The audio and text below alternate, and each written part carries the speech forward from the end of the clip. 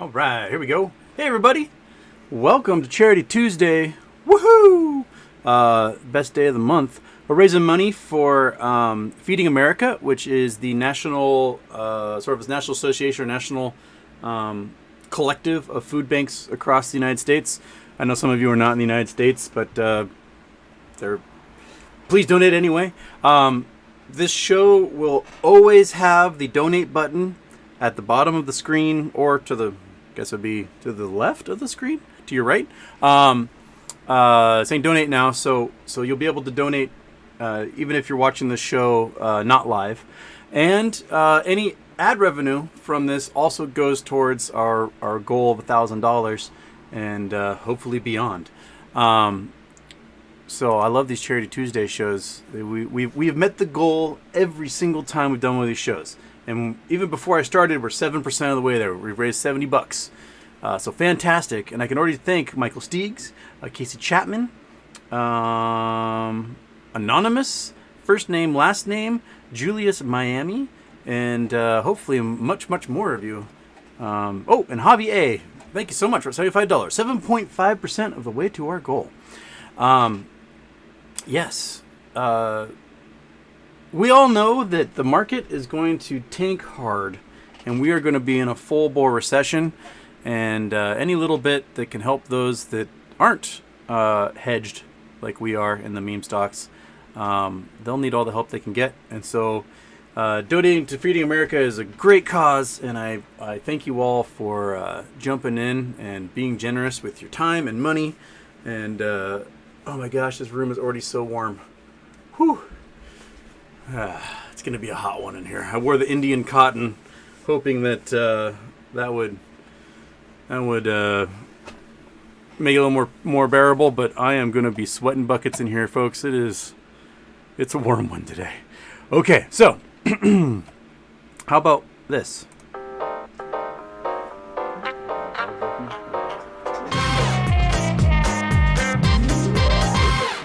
All right. Intro off. Is that 4 shows in a row we've done? Are we tying a record? Can't remember what the record is. Maybe the record is 6 shows. But anyway, 4 shows in a row. The intro is off. The After Dark intro is off. All the intros are off. Right, big dog? Yeah. Don't put you. It's too warm for you to breathe on me. Don't do that. Oh. Okay. So, Mr. Olasuna, have you seen the show For All Mankind? It's about what happens if the space race continued beyond the Apollo program. Maybe you'll enjoy it. Hello from the UK. I want to watch it. I don't have Apple TV. I should probably get it because I've heard good things about that. And what's the one? The football, soccer one? Ted Lasso. Heard good things about that too. I'll get there eventually, I guess. I don't know. I'm going to blow through this water so fast today. Oh, Michael Steegs, Houston, do you think there'll be spikes in the stock price between now and 90 days after the dividend? I think it's possible. We've got a T35 date coming up. Oh, someone sent it to me yesterday on August 19th, I think. So we might see some spikes this coming month, and then we'll have another one. After that would be what, end of September, beginning of October. So we might get a couple of jumps and bumps in there. If that happens, maybe some gamma. Ooh. Be a good play. It'd be nice to start as high as possible going into that T plus 90 on the dividend. Yeah, excellent. Whoa, we're at 105 already. Legacy Den Productions, Marvin G, Corey Jones, thank you so much. We're 10%. Woo, 12.5%. We jumped again. Fantastic. You guys are awesome. Get It Got. Thank you, Get It Got. If you guys don't read Get It Got's articles on Reddit, then you're not doing your job. Read everything that guy puts out. Always informative. He's the one that did the couple of scientific polling to figure out how many GameStop shares are actually owned by the public, and puts this at about, well, pre-dividend at about 1 billion shares, somewhere around there. Does good work. He does good work. Okay. Bill Coyne. Hi, everyone. Bill from Western Florida here. It's 75 here today. All right, Bill. It is, well, it's 81 right now. It's going to get a lot hotter today. It's going to be in the 90s apparently by 5 o'clock, which is just not right. We're not built for that here in the Northwest. It's kind of humid, too. It's never humid when it gets warm here. It's usually bone dry, so it's not that bad, but it's pretty humid right now. Okay. Sad Boy Incorporated, Houston, what are your thoughts on buying up shares of some of the dead meme stocks in order to squeeze the hedge funds from all sides? Not to mention buying Blockbuster for 8 tenths of a cent sounds like a pretty good deal to me if it squeezes to $1 or at least 25 cents. I mean, yeah, maybe throw $500 behind it and see what happens.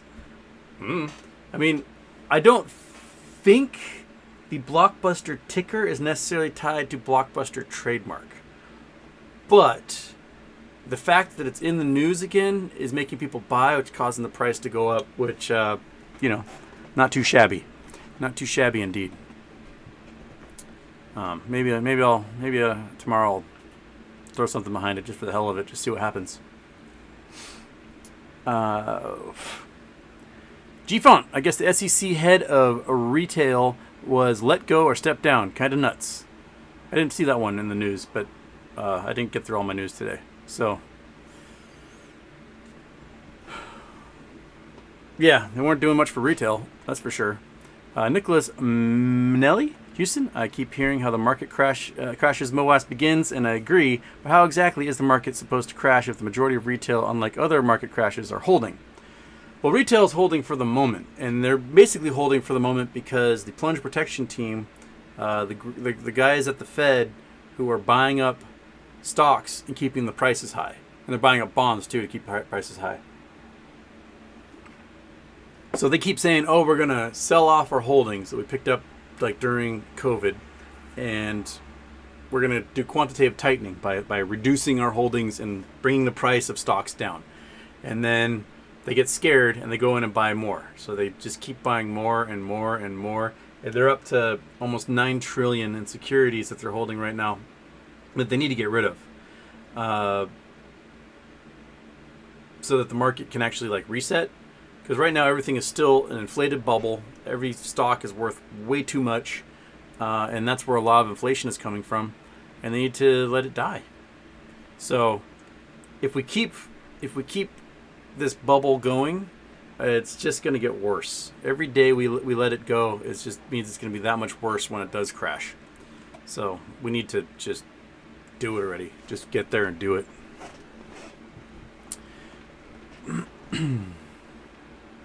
Sad Boy Incorporated, also I know that you have mentioned this before, but when you say 90 days, do you mean 90 calendar days or 90 trading days for when you think GME will squeeze? And asking, so I will know which week to YOLO calls. 90 days, 90 calendar days. So it would be October 21st, 22nd, somewhere in there. That's what we saw from Newegg, Apple, and Tesla. That the defaults came in at that 90-day mark, and the price just went. And Tesla doubled. Like, it was here, went up 100% to 800 and whatever dollars, and it kept climbing to 2,000 or whatever it peaked at eventually. And that, while it had a cult of personality behind it, it was not intentionally meant as a short squeeze, which is what we're in, where everybody's like, let's squeeze this bitch. And I think that psychology is a lot different than like, oh, I'm going to hold this stock because I believe in the company and the leader, and we're going to go places, and we're out for blood. And that I think is a different mentality, and that mentality behind the stock and behind the squeeze means that we ain't selling when it gets to $1,000. That we're gonna demand a much higher price.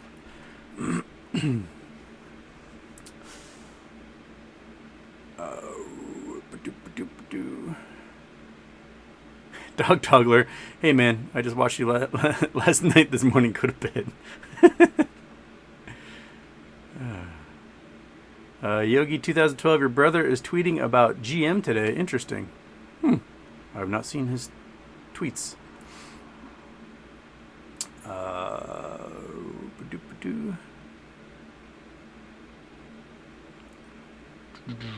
Okay, let's see here. Where are we going?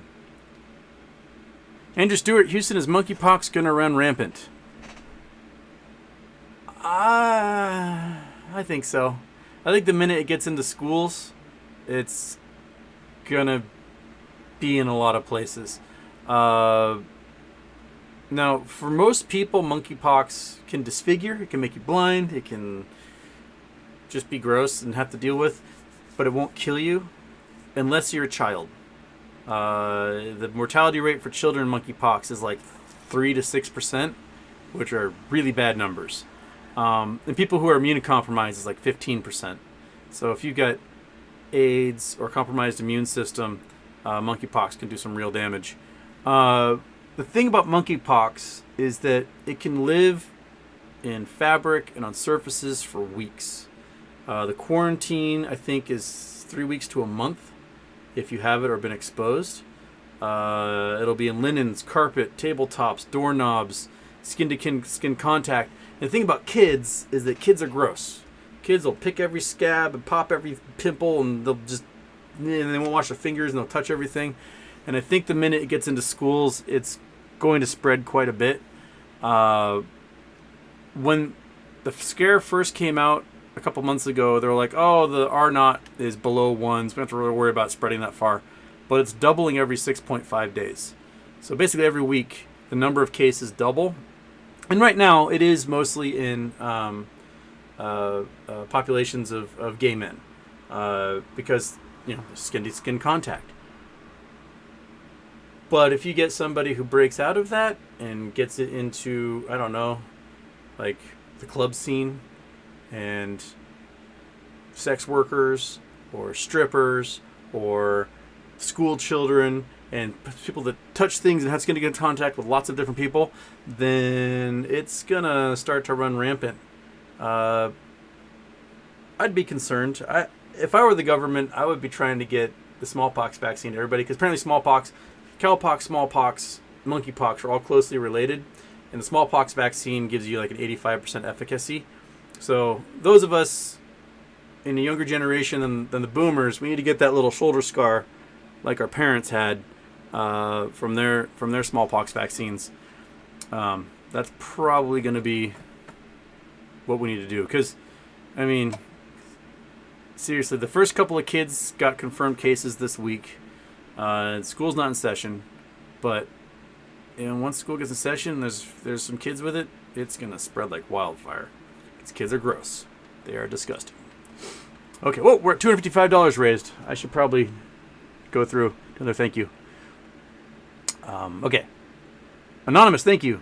Jeff Christman, thank you. Anonymous again, thank you. Fast Like a Bear Fitness, awesome. Artemis, thank you. Dog Toggler, thank you. We're 25.5% of our way to our $1,000 goal for raising money for Feeding America, the national network of food banks, because they help people get what they need. Okay. Oh,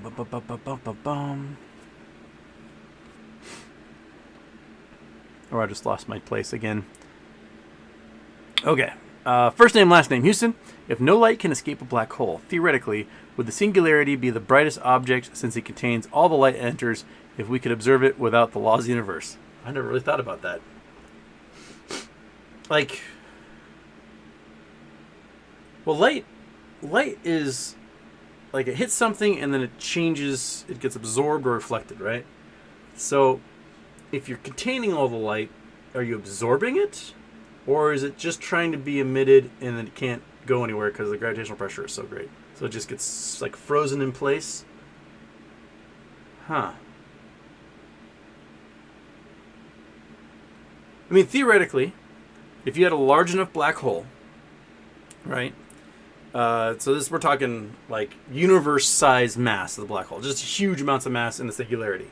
The event horizon would be huge, which means anything passing through the event horizon wouldn't be torn apart by tidal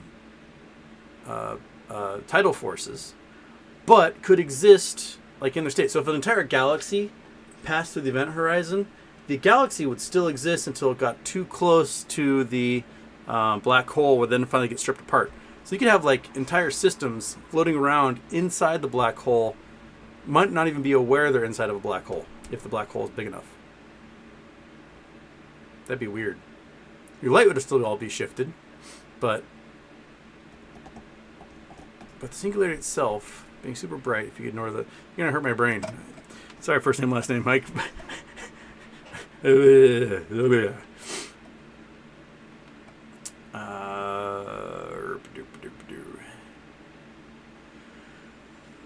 Okay.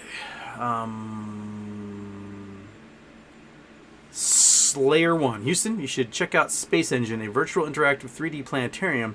You can utilize it like you do Google Earth. I think there's a free version still available. Space Engine.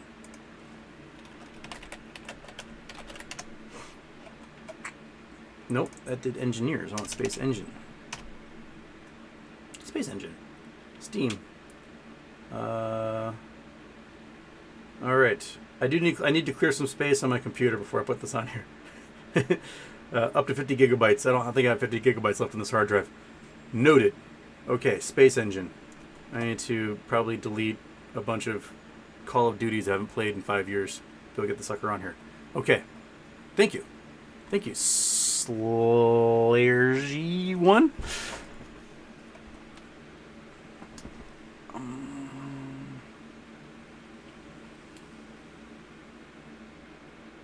First name, last name, Houston. I saw someone post that GMGF sent out battery pouches for testing. Thoughts? Ooh, exciting. Yeah. So their testing phase is, what they're doing is they're basically doing plug and play. So they're going to take their solid state batteries, their supercapacitors, and they basically, you get a pouch that's the same size as the lithium battery for your phone. Take that sucker out, put the sucker in. And now it's proof of concept time. So, you know, your cell phone will charge in 60 seconds, be fully charged, and will last 10 times longer than the lithium battery. So you won't have to charge again for like 2 weeks. That's awesome. And if they're also sending out pouches, then hopefully they're having enough cells that they can do a plug and play with an electric vehicle. And we can start to see the effects of that. Charging an electric car in 60 seconds and then have you know, a 1,000 to 3,000 mile range. That'd be awesome. Yeah. So their headquarters, their manufacturing facility is supposed to be done this fall. For them to like start producing more than what they have out of their university lab. So I'm pretty stoked to see what they can do, man. I really think that these solid state batteries are going to be the revolution that kills the combustion engine. Because the thing about combustion energy is that it stores really well, and you can take it really far, and you can refill really quickly. And which is the biggest drawback of electric vehicles is that we don't have a system in place that can quickly recharge. So when you're out of energy, you're stuck for like 4 to 8 hours. And unless we do like entire battery bank swaps at a shop, which would still be somewhat time consuming, but you might be able to get it down to a period less than that takes to fill up a 20-gallon tank of gasoline. But how do you just get on your way? Like, you know, you can get a big enough battery bank in things like a semi-truck or something where you might be able to just do a 500-mile range, which for a semi-truck is an 8-hour shift. So you can just park it, charge it overnight, do it again. But everyone else is going to need more than that. Especially a Houston who wants to go out in the desert for days at a time. I don't want to get stuck out there with my little like cell phone charger solar panel trying to charge a battery so I can get the heck out of the desert. Okay.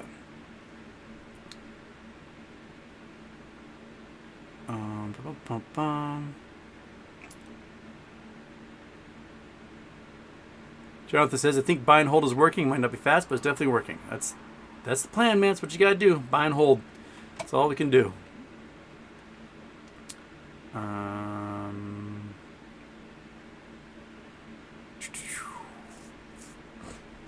First name, last name. Houston, what's the best way to get started with Jim and gold hunting? Get some books. The online forums do have a lot of information. Like, was it the new 49ers?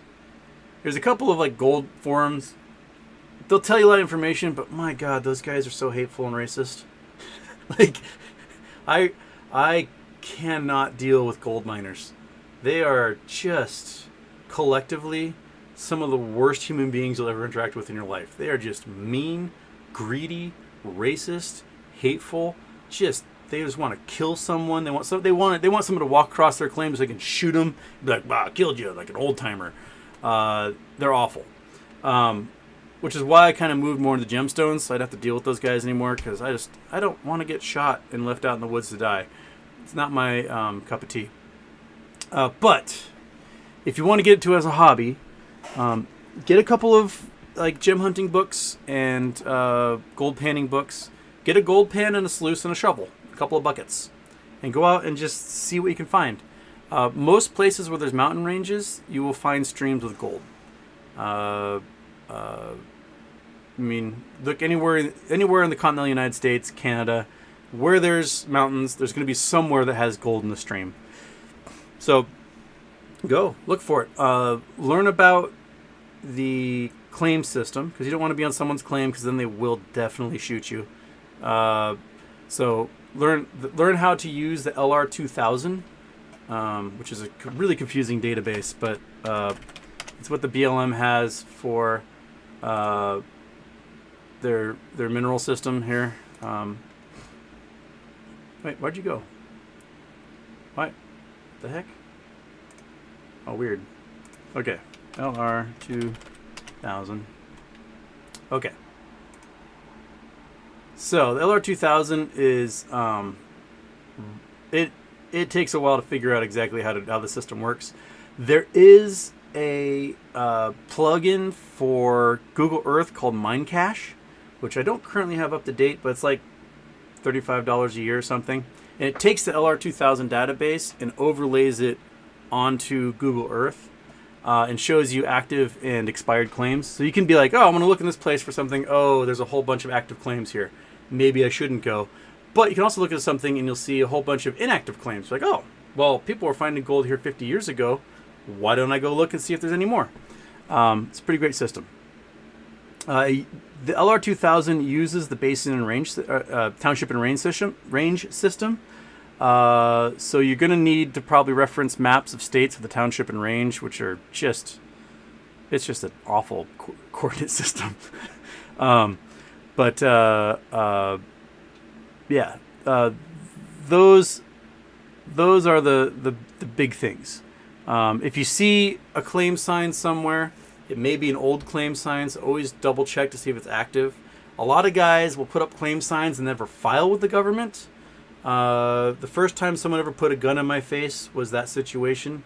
I had gone up, let's go to Google Earth.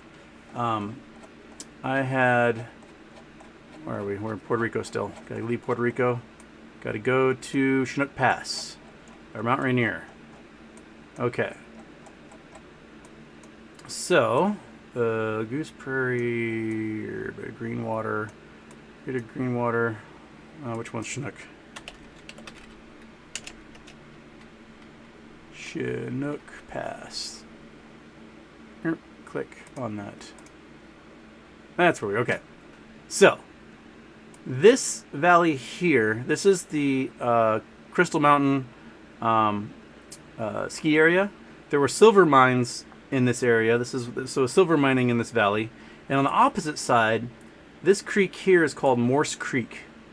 And up until the 1920s, at the top of this creek, they did what's called hydraulic mining, where they took a bunch of fire hoses at like 10,000 pounds of pressure, and they just hosed down the mountainside, just hosed everything down so that everything, we're talking trees, dirt, gravel, bunny rabbits, deer, they would just come flowing down the mountain and then shoot across a sluice box and try to get every bit of gold they could out of this.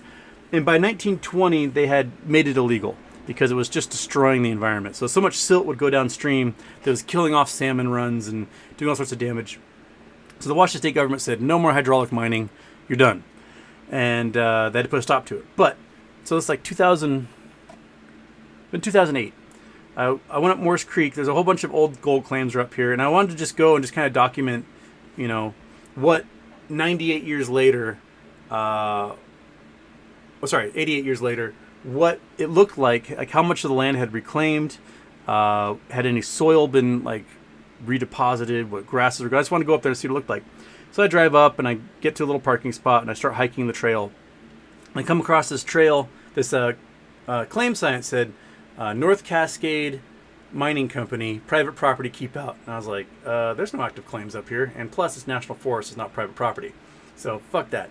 And I walk right past it and I make it like, I don't know, 200 yards, meters, whatever you want to call it. And there's a dude with a Rottweiler and a shotgun in my face. He's like, get the hell out of here, boy, or I'm going to kill you. And I was like, whoa, my man. He must be North Cascade Mining Company. First off, you have to file your mining claim with the BLM, so you don't actually have a claim here.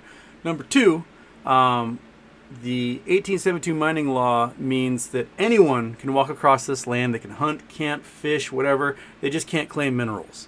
So you can't claim it's your private property and put a gun in their face. I'm leaving because I don't want to get shot, but seriously, you need to figure your shit out.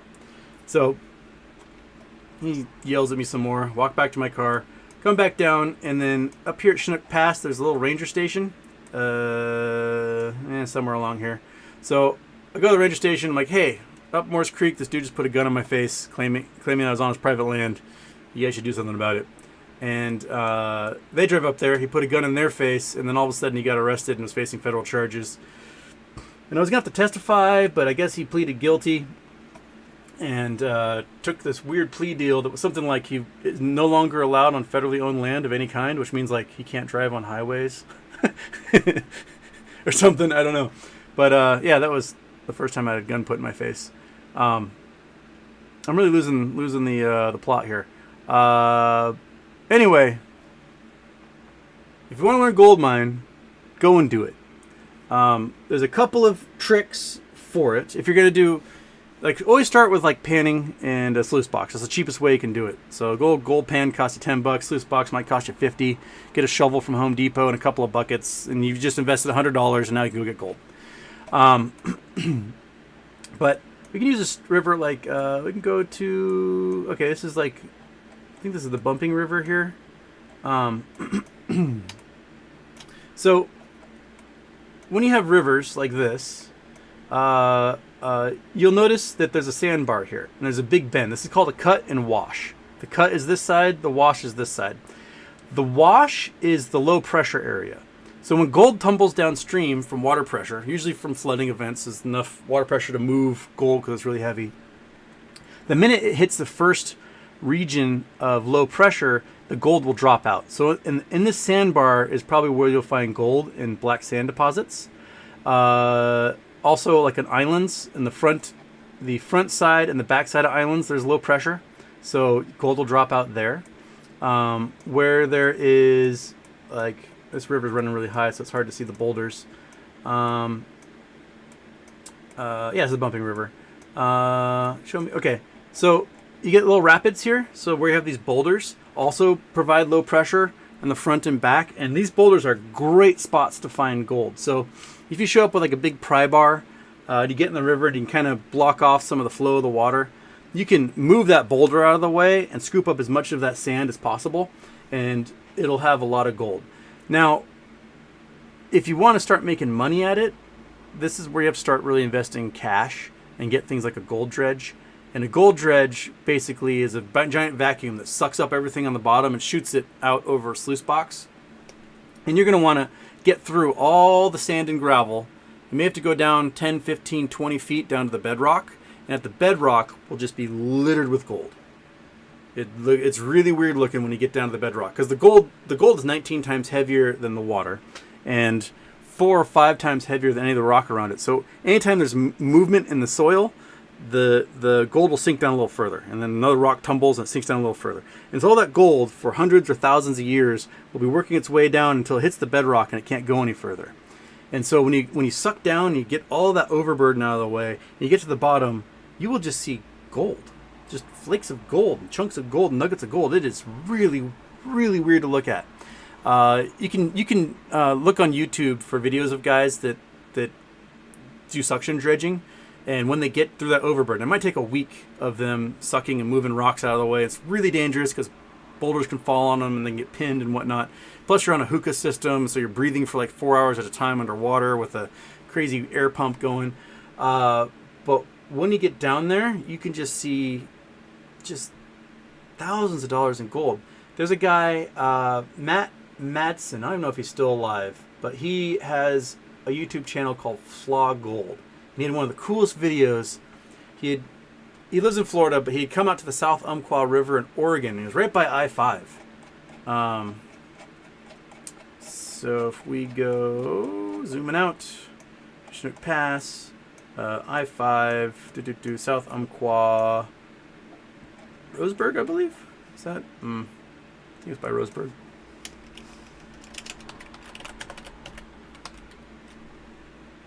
Yeah, that's the one I want. Oh, sorry, south of there. Okay, so I-5 comes roaring through here, and I think he was somewhere where there's a bridge over I-5. Might be in here.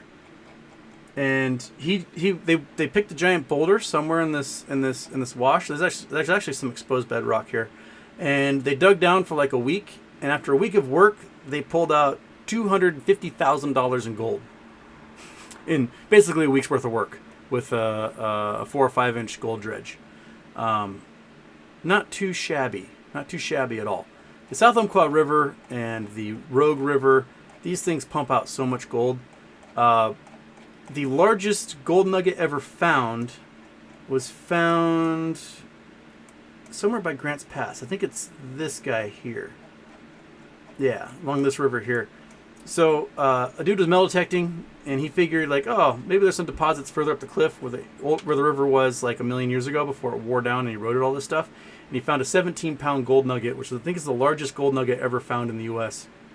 And what's hilarious is the dudes from Gold Rush, that TV show, the whole premise was, the economy collapsed, they're losing money, they had this little private airfield near Grants Pass, and they sold their airfield and bought this gold claim in Alaska sight unseen and went to go mine some gold, and then just lost their shirt because they didn't know what they're doing.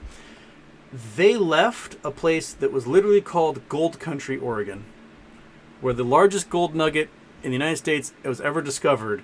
They went to the Yukon to not find any gold. Like, they could have just gone to a stream next to their house and pulled out more gold in a couple of days than they did in that claim in Alaska. It was silly. Absolutely silly. But anyway, on these rivers, there's a few ways. We'll go back to the South Umpqua here. Where are we? South Umpqua. So we can look at these rivers, and you can look at... You got... quit giving me an angle here. I'll look straight down. So you got the wash, and you got the cut. So you'll find gold in the sandbar along here. On straights, there's usually low pressure pretty close to shore and high pressure through the middle, right? So there'll be a point along the sides where there'll be low enough pressure where gold will fall out, and you might get these long bands of black sands. You can, when you start to invest more money, get things like metal detectors and stuff, you can use metal detectors, like waterproof ones, to go through, and it'll tell you kind of where the black sands are. You can mark that stuff with flags, and you can just sort of mine a strip along the river and get gold out. Also, like, here is exposed bedrock. See this chunk of rock right here? This is like exposed lava rock. When the river's flowing really high, it will wash over this sucker, and there's lots of cracks inside this rock. And so you can get really long screwdrivers and pins and things, and you can go through and dig out of the cracks little nuggets, because they'll fall into that. It's a low pressure spot, and they'll get stuck, and they'll never wash out. So for thousands of years, little nuggets and pieces of gold dust will get sucked in there. And you can use, they have like these little sucker pumps, like little vacuums you can use, or there's even backpack vacuums. You can suck out things out of the cracks of this stuff and collect gold that way. It's called sniping when you're looking for the cracks themselves to pluck out little pieces of gold. It's kind of fun to, like, get a snorkel and some goggles and a little pouch and big long screwdrivers. Go Home Depot and look like the biggest, longest screwdriver you can, and you just start pulling that stuff out and just float the river for a day. Almost any river in the West, you can probably do sniping on at some point. And then another great way to get gold is called moss mining. So when you have a gold sluice, you got the riffle box. You have these riffles that go along, and they create low pressure zones. So when you throw your material over it and water flows, the gold will get trapped in those little low pressure spots. But also underneath those riffles, you have this 3M carpet called miner's moss, and it acts like little grabbers for all the little bits of tiny gold. Well, actual moss will do the same thing. So if you're on a river and the river flows over a mossy rock, you can pull that moss up and like wash it into your pan and pan out gold. You'll also get probably a ton of like buckshot and fishing weights and things like that. They'll be stuck in there as well. But there's lots of ways to get it.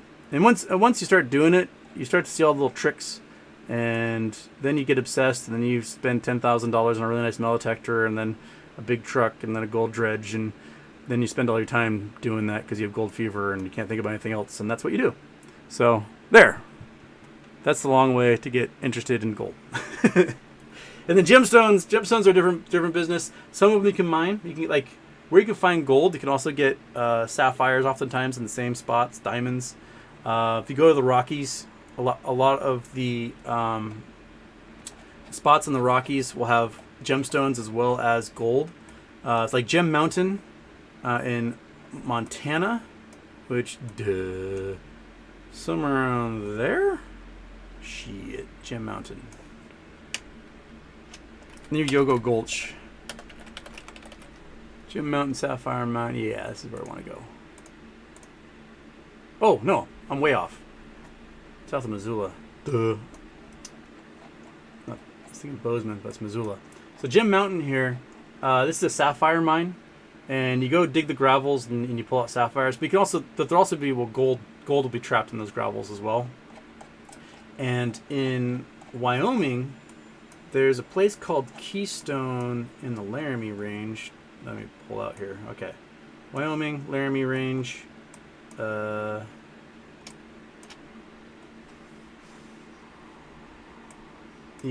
So this in here. I believe it's in here. Where am I? Albany. Take the road through. Oh, it's been like 10 years since I've been here.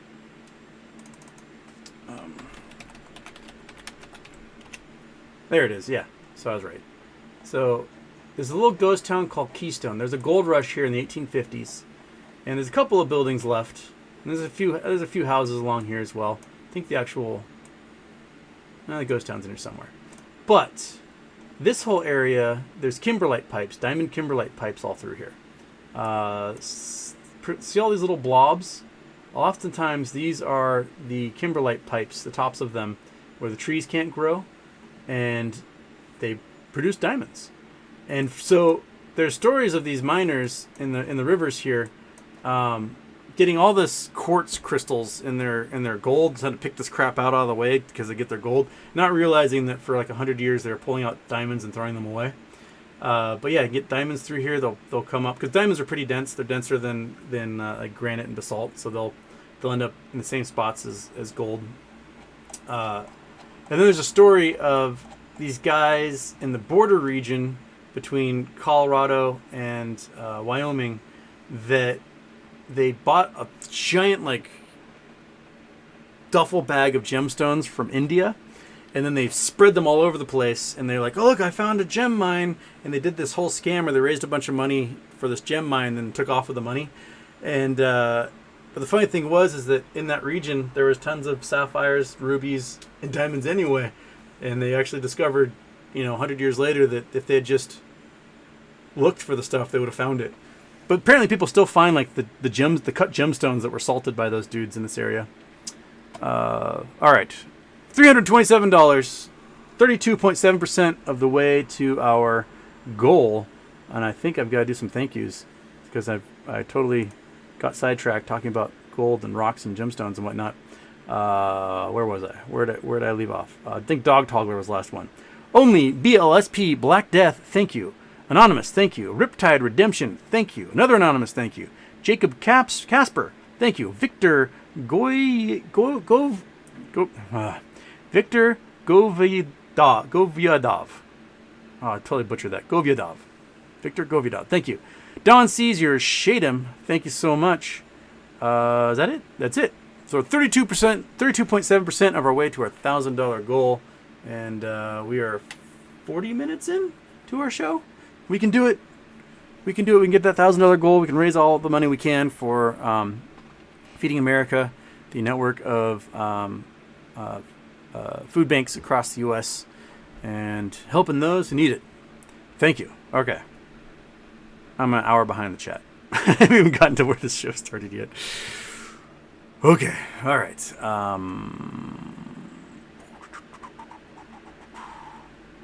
Bex. Happy birthday, Houston. Thanks to your shirt being so loud last night, I'm headed out to deal with the injured horse and minimal sleep. I hope the horse gets well. Bex also loves Charity Tuesday. I love Charity Tuesday too. I love that we can do this. We've raised something like $26,000 or something like that in the last year for charity. Like, that is awesome. Dude, we've raised charity for like kids who are leaving abuse situations, for stalking victims, for war refugees, for victims of natural disasters, for Toys for Tots, for what else have we raised money for? Prostate cancer, MS. I'm looking at Monkey Butt. She's supposed to tell me, and she's just laying there like a bump on a log. Man, we've done good work. I love it. I love it so much.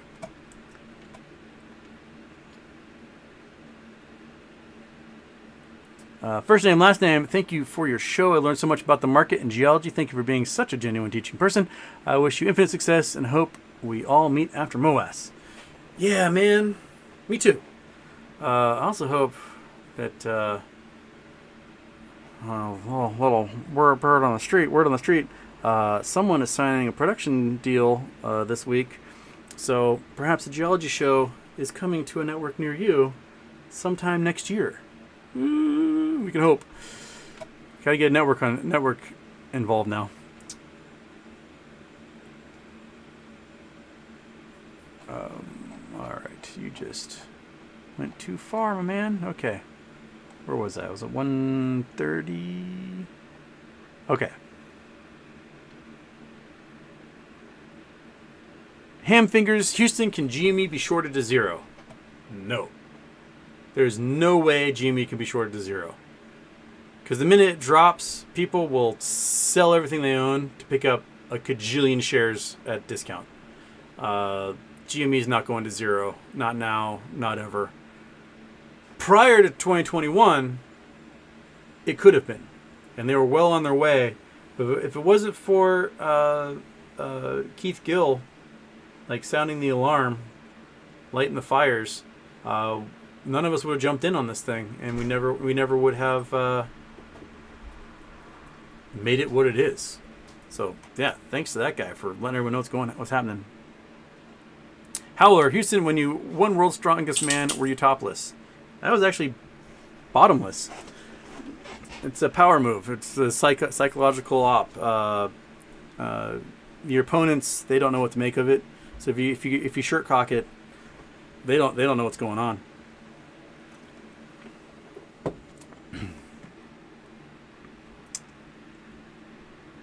William Lobach, Houston, can you give us a quick show and tell the books behind you? Your sticker is on my telescope.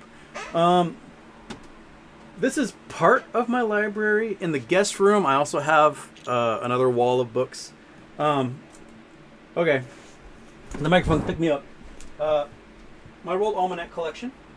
So all the almanacs throughout the years that I've read or collected. We've got reference books yonder. Maps I use. These are great maps.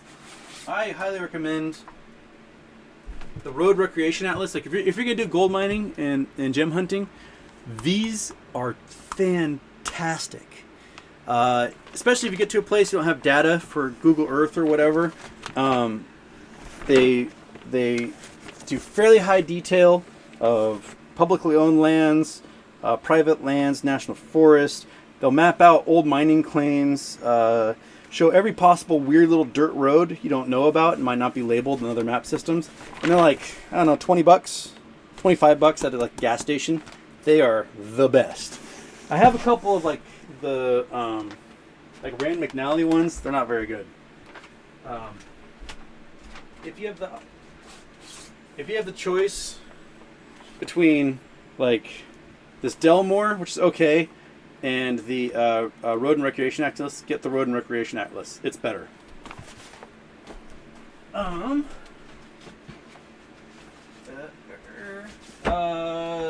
This side is sports books, biographies, and like historical nonfiction. Lots of weird fact books, Calvin Hobbes, of course. This stuff is a lot of novels, a couple of random ones, religious texts, old books that I'll probably sell at some point as first editions. This wall, which you can't see, is mostly physics, science, and textbooks from about the years. So, like, you know, satellite communications, 4th edition, wonderful things like that. Observational astronomy, quantum mechanics, elementary differential equations, all the textbooks throughout the years. I rarely sold textbooks back because I go back to them and I reference them all the time. Plus a lot of books like that I've had to use teaching. So like when I start a new course, I write to the publishers and I say, hey, send me all your science textbooks for this astronomy class. And then they start sending me a bunch of books. I have a bunch of those like that I review, geology books. Where is that Evolution of the Earth? Is this the one? No, that's not the one. There's a really cool geology book that actually I recommend people just get. I don't know where it is. I don't know where it is. Big Dog, where is it? Anyway, that's the brief tour of the Libri behind me. The other room has more. Dude, your head is too warm. It's too warm in this room for you to stick your head on my lap. Just breathe elsewhere. Oh my God. Oh, don't. No, stop breathing on me. You're torturing me. Okay. I feel myself starting to drip. It's so warm in here. And you are just breathing on me with just hot air constantly. It's not helping. Oh, okay. Where was I? That was the tour of the books. Bones. I love how Marjorie Taylor Greene finally said it out loud. We should be called the Christian Nationalist Party. Yeah. A lot of folks don't realize that nationalism is Nazism. and they're like, well, I think it's good to just love your country. And it's not about loving your country, dude. It's about loving, like, the particular ethnic white people in that country and not everybody else. It's Nazism is what it is. And they're trying to rebrand it as if it's something good, and it's not. And Marjorie Taylor Greene doesn't believe in God.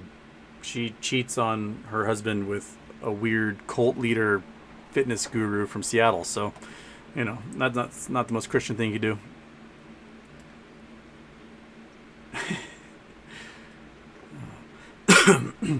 Reza Eshki? Did I say that right? What is your post-MOAS plan?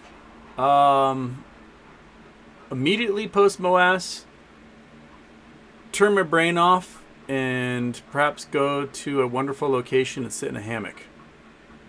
That's probably going to be the immediate thing. And just decompress. That sounds really nice. That sounds really nice. Just swaying in a hammock, drinking a cool beverage, maybe dipping in the water every once in a while, getting back into the hammock. That's probably the immediate thing. Post that, I would like, I don't know if I'll have the cajillions of dollars, be like billion. I'm hoping to have enough to retire on. But if I have more than that, I would love to start something sort of like a Macarthur Genius Grant. I don't know, call it the I Think You're a Good Person charity. I don't know what to call it. And essentially, people who I've met in life who've inspired me, who have made me want to be a better person, who do good works, do amazing art, have cool projects, whatever. I would love to be able to just give them a big fat grant like a Macarthur Genius Grant. And just be like, hey, I want you to quit that restaurant job and I want you to focus on just your art. Or I want you to be able to make that project you've always wanted to do, or that machine you invented. I want to be able to just allow people to pursue what they're good at and not have to focus on just survival. So I think humanity benefits from those things. There are folks who devote a lot of their time to doing good stuff, awesome stuff, but their attention is always have to split in, I still have to work this 9 to 5 and 40 hours a week, and so in my spare time is when I'm trying to do my good works. But if we can just be like, hey, here's living expenses for 2 years, do your shit. I'd like to be able to do that. I whether it's art, science, community service, charity, whatever, I'd like to be able to support those folks and see them succeed.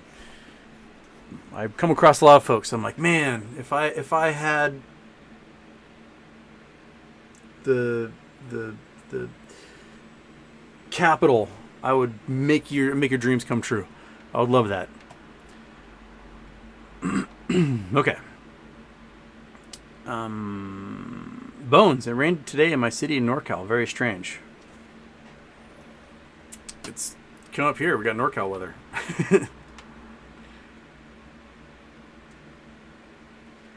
Okay.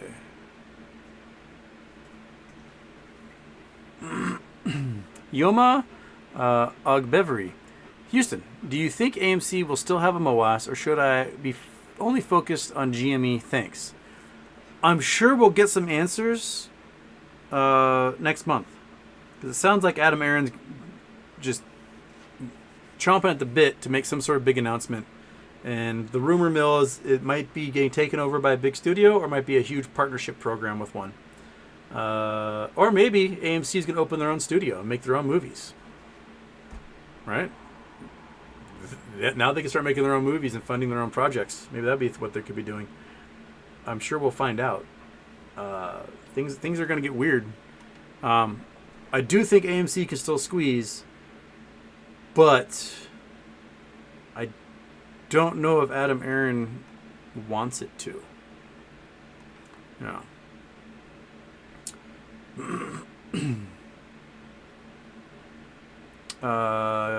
Chuck Useki, Houston, you gotta check out sci-fi series Three Body Problem.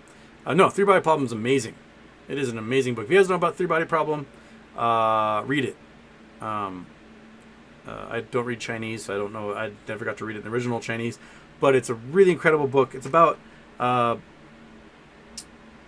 there's a planet stuck in a multiple star system, and it keeps getting passed between these stars, and it makes things too hot, too cold, and weather's miserable, and these folks are trying to figure out a way to kind of escape their system and take over a system that is more habitable.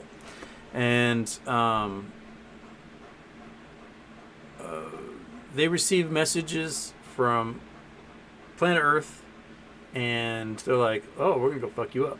But there's someone who lives in that system that's stuck in the three-body problem that is trying to warn everyone, like, don't cut off communication. These guys are coming. They're going to kill everybody.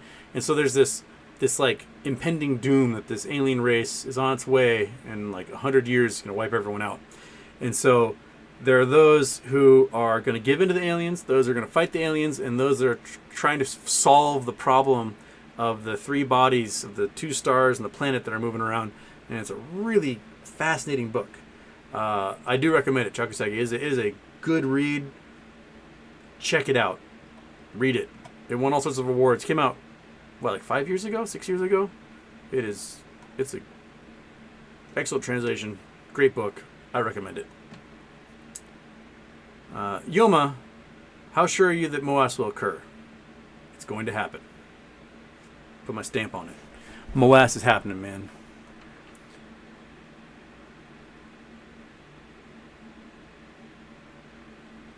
Illinois Gaming. Houston, I watched your stream from yesterday and you mentioned the OCC submitted a new filing, but I don't understand. Can you elaborate on it a little bit more? So the OCC, they submitted this document, and inside the document is sort of a new agreement for a repo program with a bank. And they don't really name the bank that's involved. They're just like, a bank. And the repo program essentially is a way for the OCC to seize the assets of members who are in default.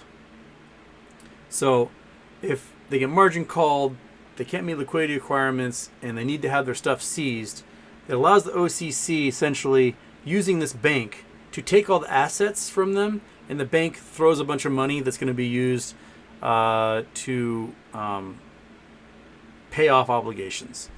I think it might be part of that rule about the loans that can be made when hedge funds are in trouble. So rather than liquidating their assets, a loan is made, and then the hedge fund's responsible for paying that loan, which we all know they're never going to be able to pay it off.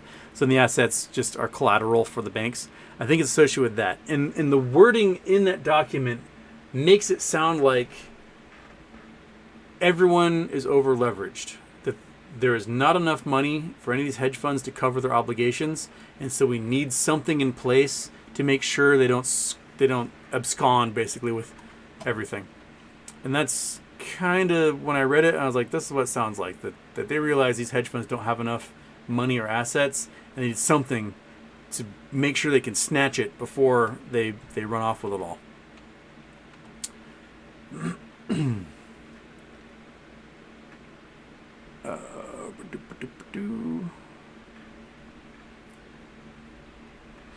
Preserver Northwest Texan, did you know crows are as smart as your 5-year-old child? Confirmed when using neighbors' kids as comparison.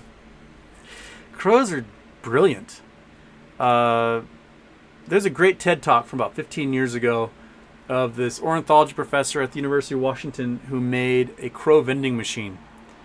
And what he did was he had this box put out in the woods. And in the woods there's this basket. And the basket had a whole bunch of peanuts in it and some coins. And the crows would land and they'd pick out the peanuts and they'd knock the coins out of the way and pick out peanuts. And eventually there'd be more coins and fewer peanuts. And eventually there's one point there were no peanuts, just coins. And the crows would toss all the coins out of the way, trying to find peanuts in like kind of anger. But the one of the coins would fall into the slot and the machine would go ka-chunk and spit out a peanut. And the crow was like, what the fuck? Take the peanut. And they would throw another coin in there, another peanut would come out. So they'd just start tossing coins in, and eventually all the coins were gone. So the crow was like, oh my gosh, I need more peanuts. There's no more coins. And so they started flying around Seattle, picking up coins, bringing them back to this machine, dropping them off. And this dude was doing $500 a week in spare change that the crows were bringing to get a peanut out of his machine. And so he had all these plans of like using crows to like clean up, football stadiums and stuff, training them to do that. Like, hey, after the game is over, the crows will come in and collect all of the trash for you. You don't have to worry about paying someone to sweep. The crows will dump it all in a trash can. You just give them peanuts. It was a really cool talk. He also talked about how the crows live for like 80 years and they've got incredible memories. And so they go out on the University of Washington campus and they would capture a crow and they would, tag it and whatever. And the crows would remember who captured them. And so the person could come back to campus 10, 15 years later and all the crows would just be dive bombing them, attacking them like, hey, get the hell out of here, because they'd remember them. Not only would they remember them, they would tell the younger crows like, hey, if you ever see this person, this is what they look like, you kick their ass. And so they would teach everybody like, watch out for this guy. So it came to the point where they had to start wearing like Ronald Reagan masks and covering themselves with weird scents when they go out and capture crows to tag, so that they wouldn't remember them later. And if you've ever been on the University of Washington campus, the crows can be pretty darn mean. And if you, I was attacked by one once, because I don't know if it's mistaken identity or if it just, they're like, that guy might be someone who would tag us. He's a nerd. But yeah, they'll go for you. They're super smart. Okay.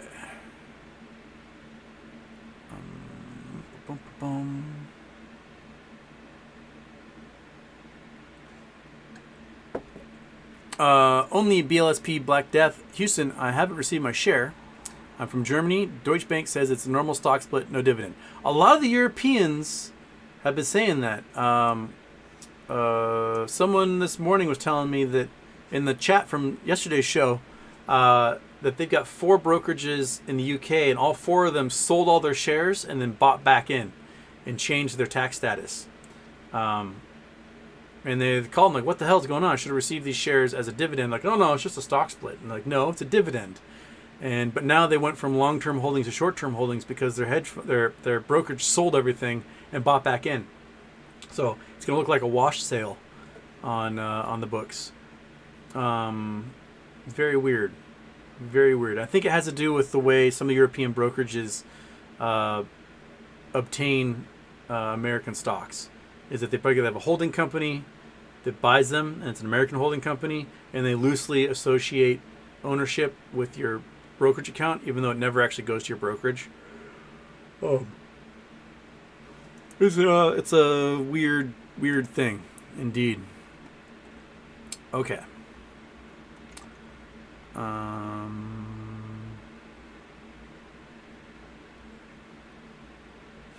EMS Houston, happy birthday. I'm trying to learn more about options. Do you know a tuner? I think I mean YouTuber. EMS, watch Girk. Girk has several videos about explaining options in great detail, and they're really informative, and they explain the Greeks really well, much better than I ever could. I recommend going to Gherkin it. Pickle Financial.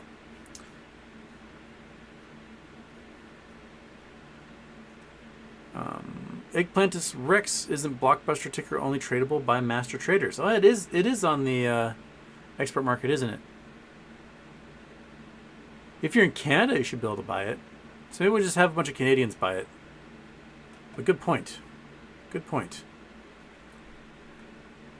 We're at $421. That's enough for me to do another thank you for everybody. Where did I leave off? I left off with Dawn. Okay. So then Prontal, thank you so much, Prontal. Tyler Connor, thank you. Vizio Guy, thank you so much. Peace Attack, thank you. Moass for yo ass, thank you. Another anonymous. Here we go. 42.1% of our way to our $1,000 goal. We've got an hour left in the show. We can do it. We can get in there. We can make sure we get $1,000 to Feeding America, and that we get our goal. Big dog. It's just a bus going by. Everything's fine. You don't need to yell. Big dog.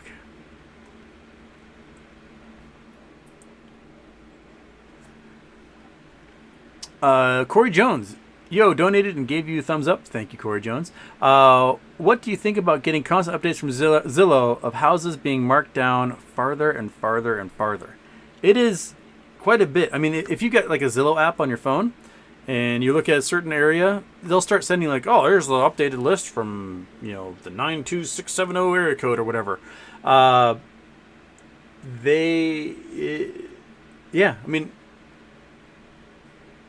year ago, any house in my community lasted at most 3 days on the market before it sold. I've got 2 that it's going on like a month, and not a bite. The big farmhouse is up for $2 million. It's a beautiful house, it's a beautiful property. It's got the farmhouse, the garage with an apartment, guest house, and then extras like kind of storage shed barn on 4 acres with a little pond. It's beautiful.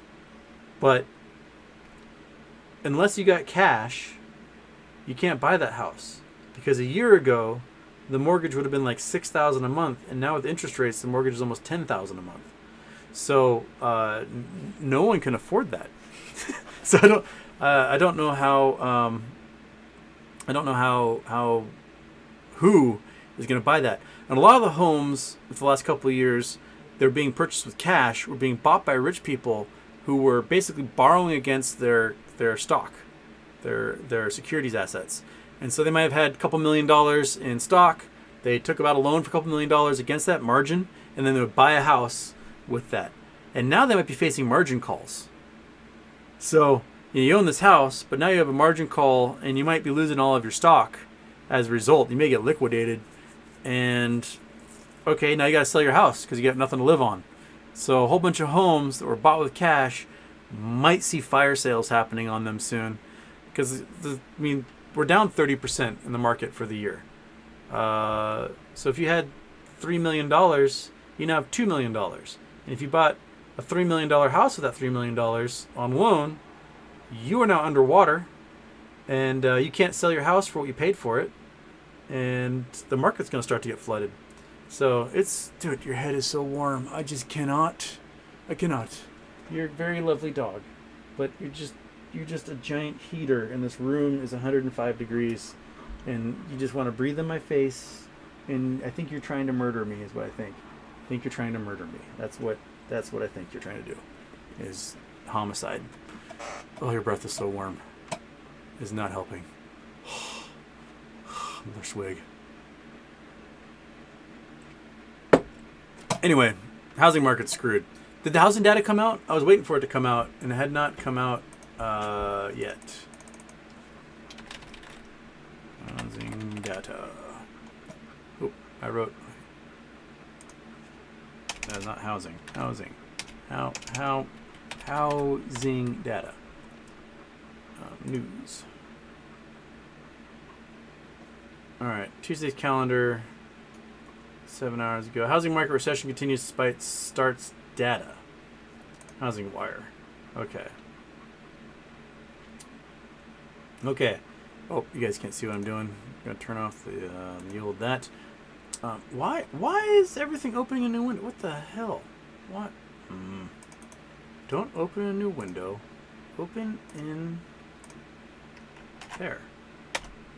Okay. So this is housingwire.com.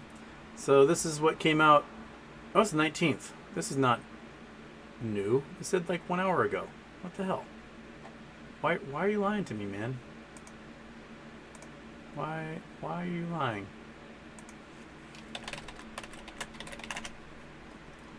I did Houston get data again. Housing. News. Oh, 1 week ago. I'm an idiot. I thought I said 1 hour ago. So 8 hours, 7 hours. I got nothing. Housing data on the calendar.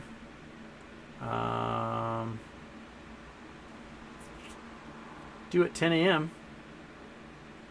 We're well past 10 a.m. So if anyone's got a link to housing data, I'd love to see it. My guess is it's bad.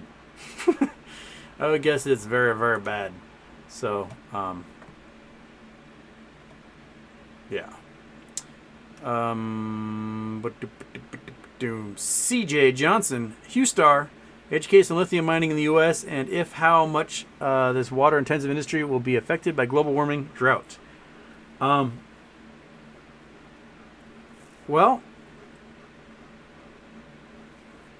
where a lot of the lithium is stored, there is groundwater because it's under dry lake beds.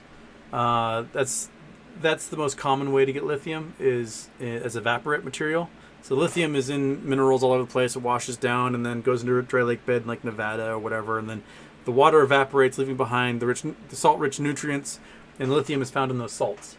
It takes a lot of water to process, to remove everything else and get the lithium out.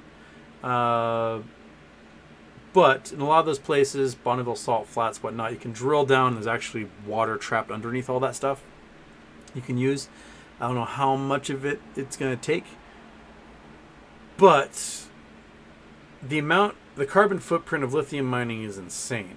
Like, making an electric car requires so much carbon footprint that basically you have to drive the electric car for like 20 years before you get to the carbon footprint of a gas-powered used vehicle.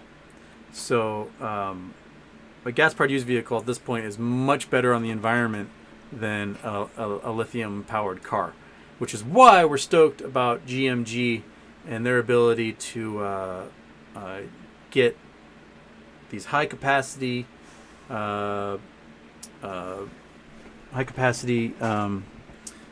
batteries out there that take no time to charge, and it's made with aluminum and carbon, something that we've got plenty of, and the process to get we can get from recycling even. But yeah, and a lot of that lithium is found in the Southwest. That is where the drought has. We're at a 500-year drought in the Southwest right now. We have too many people living down there, using too much water. Too many water-intensive crops in the area as well. Things like almonds and crap that are really eating into that. I don't think lithium mining will be profitable soon. It'll be replaced with newer tech and be a lot cheaper to do something else.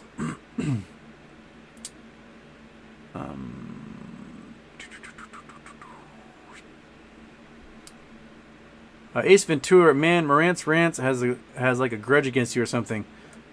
I don't know what that dude's deal is. He just, one day, he would send me things all the time, like little links and little videos and little whatever. And then one day it was like, Houston Way is the worst person in the world.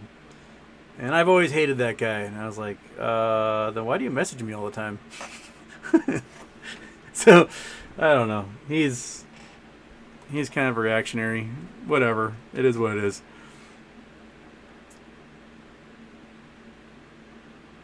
LeBeau Luke Houston, what are they waiting to let the market burn upon itself?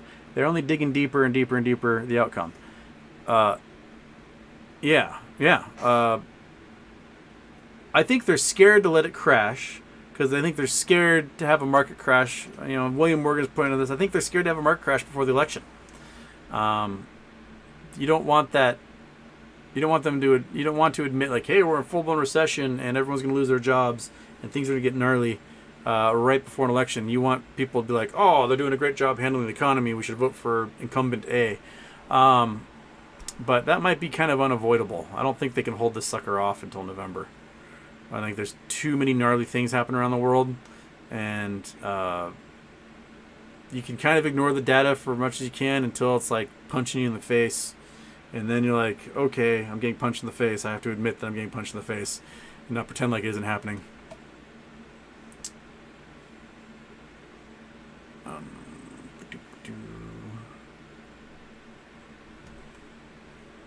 Scott Poland, holy shit, that FINRA trading is brutal. So boring. Legal mumbo jumbo. All right, keep us updated, man. I want to know what kind of, I mean, you might have to sign NDAs for different things you arbitrate, but I'd be curious to see what type of things you're doing. Okay. Aaron T. He's got something for us. Looks like we are somewhere in Europe.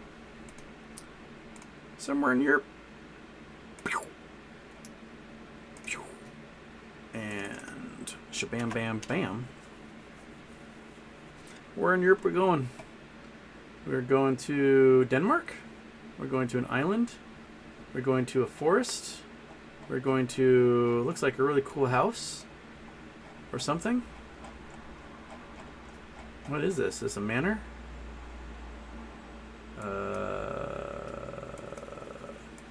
Well, that didn't do anything.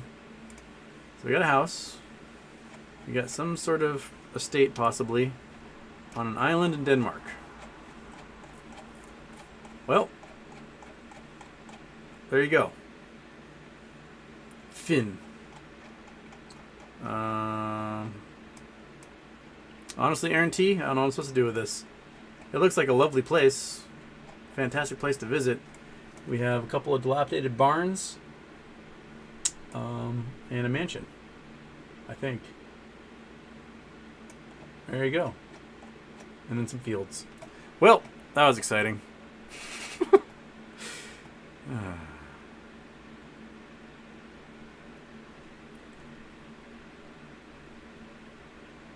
Bones, I heard rumors that monkeypox came from monkey butt. Can you refute? I have not gotten monkeypox, although monkey butt has given me plenty of bruises and scars because she wrestles hard, man. I am always covered in bruises and scratches from that dog. She wrestles harder than any dog I have ever played with in my life. And I wrestle with the big dog. Big dog is a pansy compared to monkey butt. Monkey butt is so incredibly strong, and she, dogs will they'll play gum you. She will go right to the point where I can break your skin, but I won't. But I'm gonna keep going really hard. And that's her favorite thing to do. Monkey butt will put holes in your arm. Okay. Ravenstown. As a geologist can confirm that there ain't no gold in them thar hills. There's always gold in them thar hills. There's gold everywhere. Gold is just everywhere. 90% of the time you go into mountains, you're going to find gold somewhere. It's just the way it is. Gold's everywhere. Dirt E, what if I had chicken pox when I was younger? Chicken pox is the same line of virus, but I think it's different enough that your body will not defend itself against monkeypox. Dino C, what are your thoughts on buying physical gold and silver for a hedge in the current times we are in right now? I think it's great. You know, gold prices, when the economy tanks, gold prices go up because people go to gold as a safe haven. So if you're getting it now, you're thinking ahead as to when the economy does just dive off a cliff. And I think gold can rocket at that point. It's been hovering 1,800 to 2,000 for quite a while now. But I think it will go much, much higher. And if you're going to buy physical gold, the way I do it is I get it from estate sales and auctions. Usually get it for a screaming deal. Oftentimes you can get coins or busted jewelry or something for much cheaper than it's worth. And then in my garage, I turn them into gold bars. And then sell them that way on eBay or whatever. But yeah, like Bid for Assets, APRO, Yellow Auctions, highbid.com. Usually the smaller auction sites that are taking like estate sale stuff. That's a great way to do it. You can get silver, like, you know, old silver, silverware, or cups or platters or jewelry. A lot of sterling. You can buy that stuff almost in bulk for 10 cents on the dollar, and then you can clean it up, put in some nitric acid, pull the pure silver out, make a bunch of nuggets out of it. There you go. Oh, this room is so warm. I am so warm right now. Holy smokes. I'm cooking, folks. We're at $466. Before I cook to death, we need to get up to 1,000. Do a couple of thank yous. Who was the last one I left off here? I think it was Moas for your ass was the last one. So, Anonymous, thank you. Clayton Brune, thank you so much. And Granny Bags, there we go. We're at 46.6% of our way to our $1,000 goal, raising money for Feeding America, the network of food banks across the U.S. Again, you should be able to click. There's like a donate button somewhere on the side or below, depending on which app or you're using. And from now until eternity, you should be able to donate and continue to donate to this cause. It's a really cool program. I love the fact that YouTube does this, because it just goes like straight through YouTube directly to the charity and done. I don't have to like do anything other than set it up and select the charity and go. I appreciate it. All right. Okay.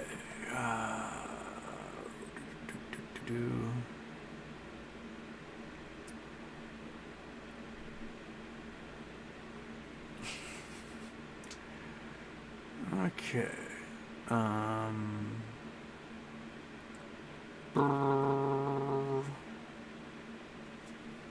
Oh, Aaron T explains the spot we were in.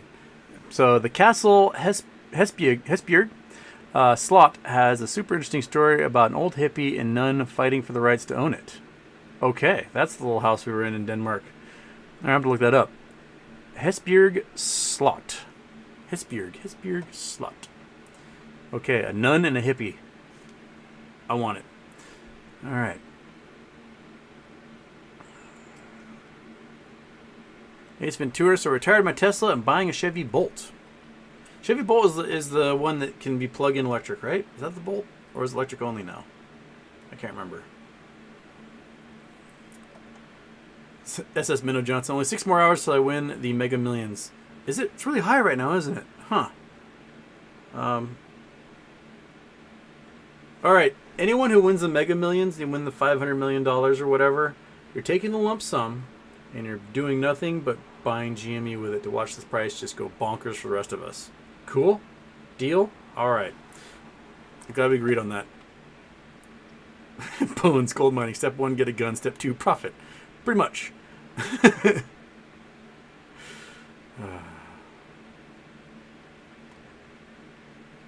Marco Garcia, what are you asking? Have you seen that? Have you seen what? Mega Millions?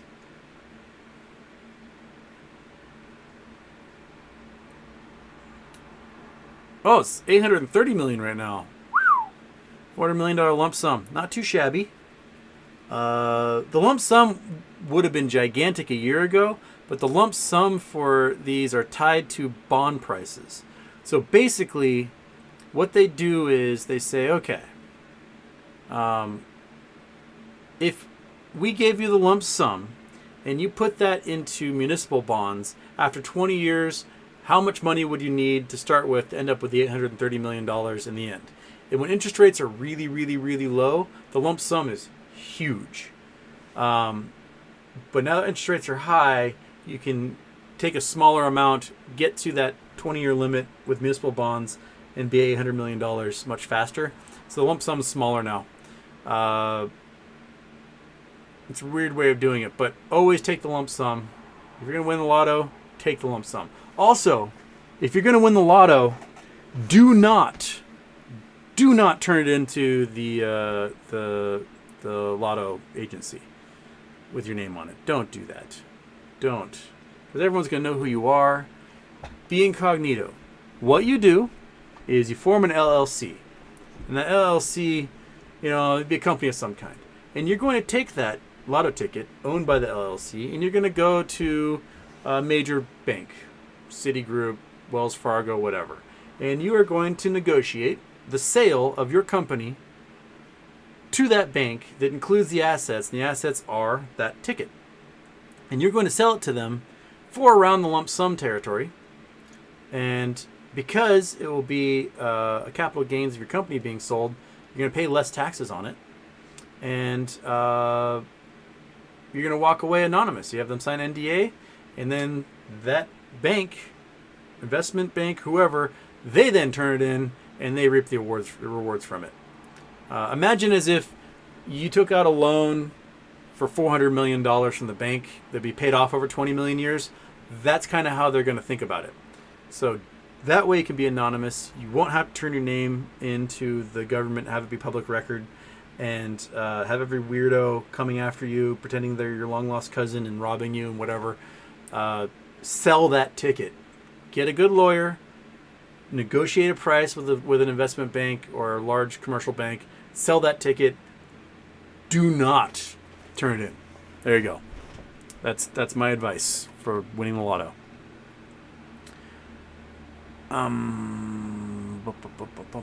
Hey, William Morgan's here, bringing us our news, man. Okay. SEC facing probe into crypto listings. Yep. Their employees were trading a whole bunch of shit coins. Like 99% of trades were their employees dumping shit coins. They're going to be facing trouble. If Coinbase goes down, Bitcoin to $1,000, maybe lower. If Coinbase goes under, crypto is done for the foreseeable future.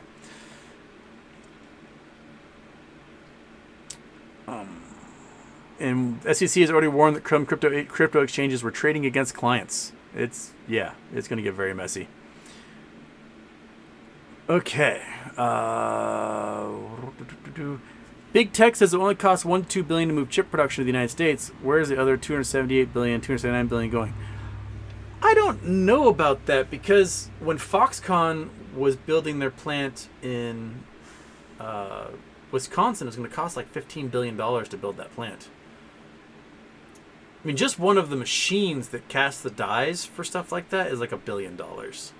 That one company in Netherlands or whatever that builds the machines that make the dies for chips, they are super expensive. So I don't know if it'll cost $1 to $2 billion to move the chip production over here. I think it's going to cost more than that, a lot more than that. Plus, there's government subsidies that are going to basically pay the salaries of people for these manufacturers, because they're normally having cheap people in China or whatever make it for a fraction of the price. It's going to be subsidized like we subsidize corn here in the U.S. And I think a lot of that's where the money is going to be going, subsidizing workers to work on those factories. And the automation will probably be higher. Probably have less people, because people in China are cheap, but having a machine do all the work is cheaper than having people do it here. So it's probably going to be a lot of subsidization.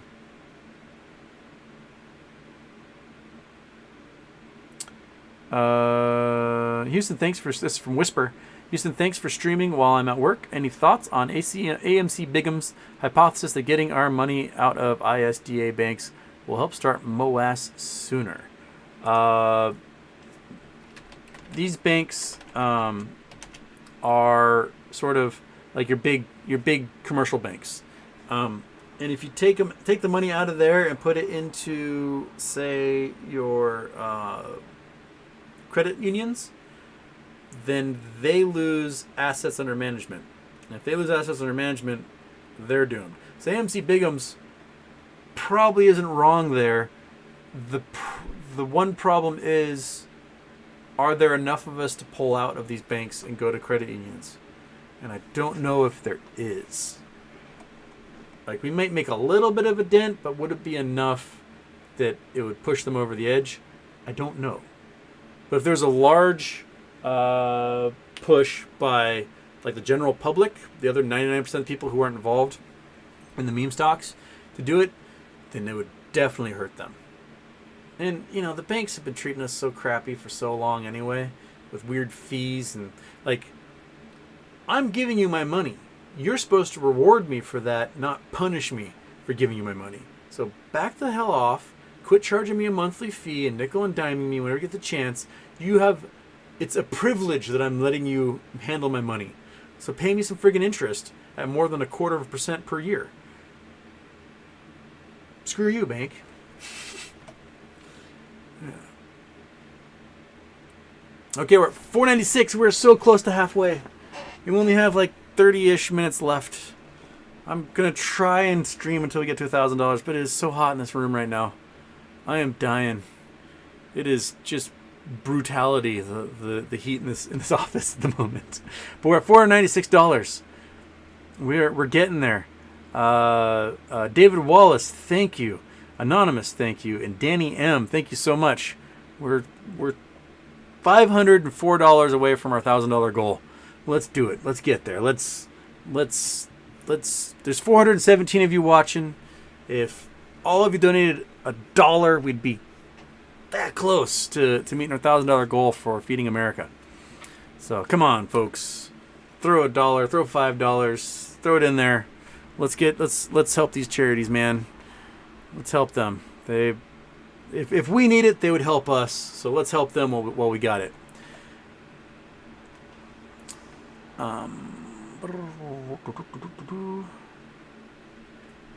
William Morgan's got the housing data for us. U.S. new home sales monthly average down 8.1%. The forecast was to be down 5.4%.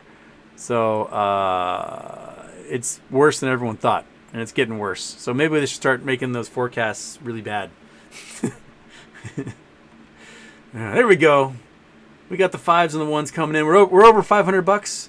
Now we got $498 to go. We're 50.2% of the way there. Woohoo! Yes, inflation is impacting Charity Tuesday. It's true, because the euro is now a parity, so when people donate euros, it goes up less than it was before. But yeah, thank you guys. Thank you, everybody. You're reaching in those pockets, throwing a couple of dollars this way, helping out the charities. I love it. Thank you. I wonder if I were to live tweet, go to, don't reset on me. Go back to, where are we? Charity Tuesday. Okay, that's Charity Tuesday link. I'm going to tweet out under the Charity Tuesday link that we are 50.8% of the way to our goal. jump on the stream and help those who need it most. Okay, there we go. Jerome, tweet it out. Hopefully, strangers on the internet will come in. I don't know. Okay. Hedge fund EDL Capital sees euro sliding to 80 cents, 80 US cents. That would be gnarly. Europe is in for a really rough winter. You're going to be low on wheat. You're going to be low on natural gas. I'm sure the United States will gladly send a whole bunch of dirty coal your way to burn in those gas fire plants in lieu of natural gas. But if we get a really gnarly winter, it's going to be bad news. Maybe a lot of firewood might get tossed into wood stoves this year. Yeah. The Eurozone might be in trouble because of this war in Ukraine, big time. And Germany needs to get the liquid natural gas ports set up and running, because then Norway, the U.S. can send all the natural gas you want to Europe and replace the Nord Stream pipeline.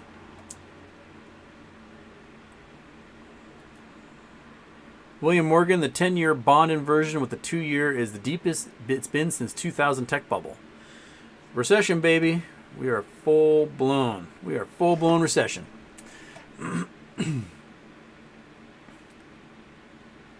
Okay.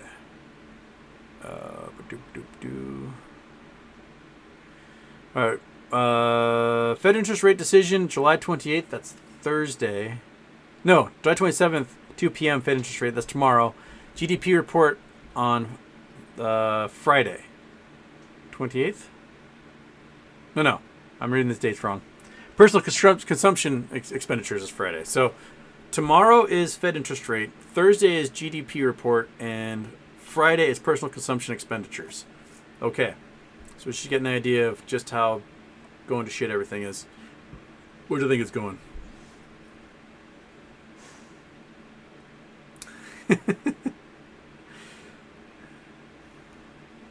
I thought this was gold money for hoe money.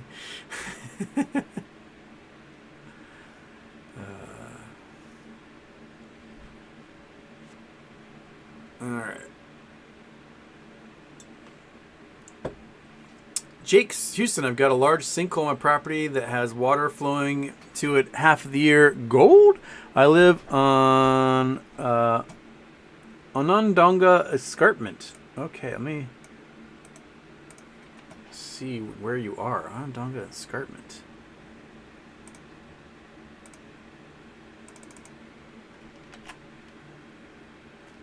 So Onondaga Escarpment. So upstate New York. Well, this might be part of the Abitibi Greenstone belt. So you go across the way a little bit, and you have some of the oldest exposed rock in the world, up in the northern parts of Ontario. There is a little bit of Abitibi in New York, although I haven't heard of much minerals being found outside of like iron and sort of Pennsylvania-ish area in this region. So I don't know. I mean, you can always pan it and see what you get. There is gold in the parts of the Appalachians that go through New York. There is gold to be found there. But this region, I don't know. I honestly don't know. I don't know what is out here. So this is out in upstate New York. If you have a sinkhole, it's probably limestone. And limestone generally doesn't have too much gold association unless there's another mountain building event that happened to that limestone. But pan it. Can't hurt. Just take a gold pan, see what you get out of it. Might as well take a look at it, right? Oh, David Allen Grove's got something in the west for us. Another mine here. Well, I might as well look. Chariot Tuesday. Let's see what you got for me. Fly across the U.S. here.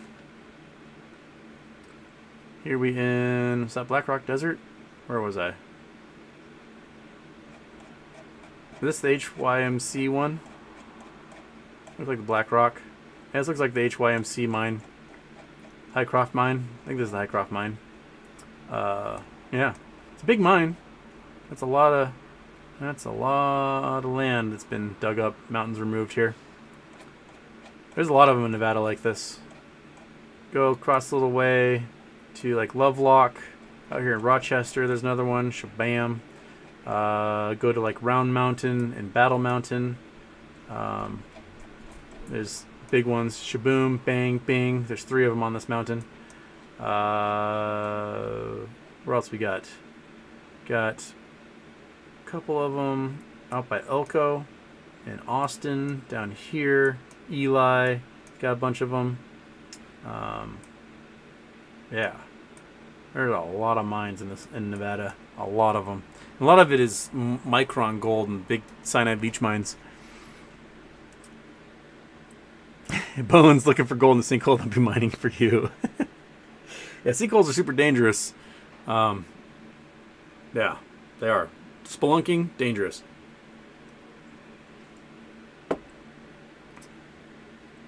Nanotechy, any rockhound spots near Sudbury? Hell yeah. Holy smokes. Sudbury is like the nickel capital of the world. They got hit with a gigantic iron nickel meteorite a long time ago. So this whole region, this is basically one giant impact crater. It's kind of hard to see now because there's a bunch of mountain building events, but the whole reason there's mine sites here is because a giant iron nickel meteorite smacked into the earth, and now it's some of the largest nickel mining in the world is found here. There's lots. There's lots of gold. There's lots of nickel. There's lots of copper, zinc, silver, all sorts of things to find here, and all sorts of weird crystals that form in the formations of this area too. You might be able to. I don't know if people found any tektites from this, or if those are like long gone. Tektites are really cool. Tektites are when a meteorite smashes in the Earth, makes an astrobleem, a blemish on the Earth's surface, and all this molten material splatters out and goes into outer space and freezes, and then falls back to Earth. They're really cool. There's some cool ones. So this, basically, Cape Cod is an impact crater. And there's tektites you can find in the forest of like blasted out seafloor. There's a bunch you can get from Vietnam. They're like melted blobs. The most famous ones are moldavite. So if you go to the Czech Republic,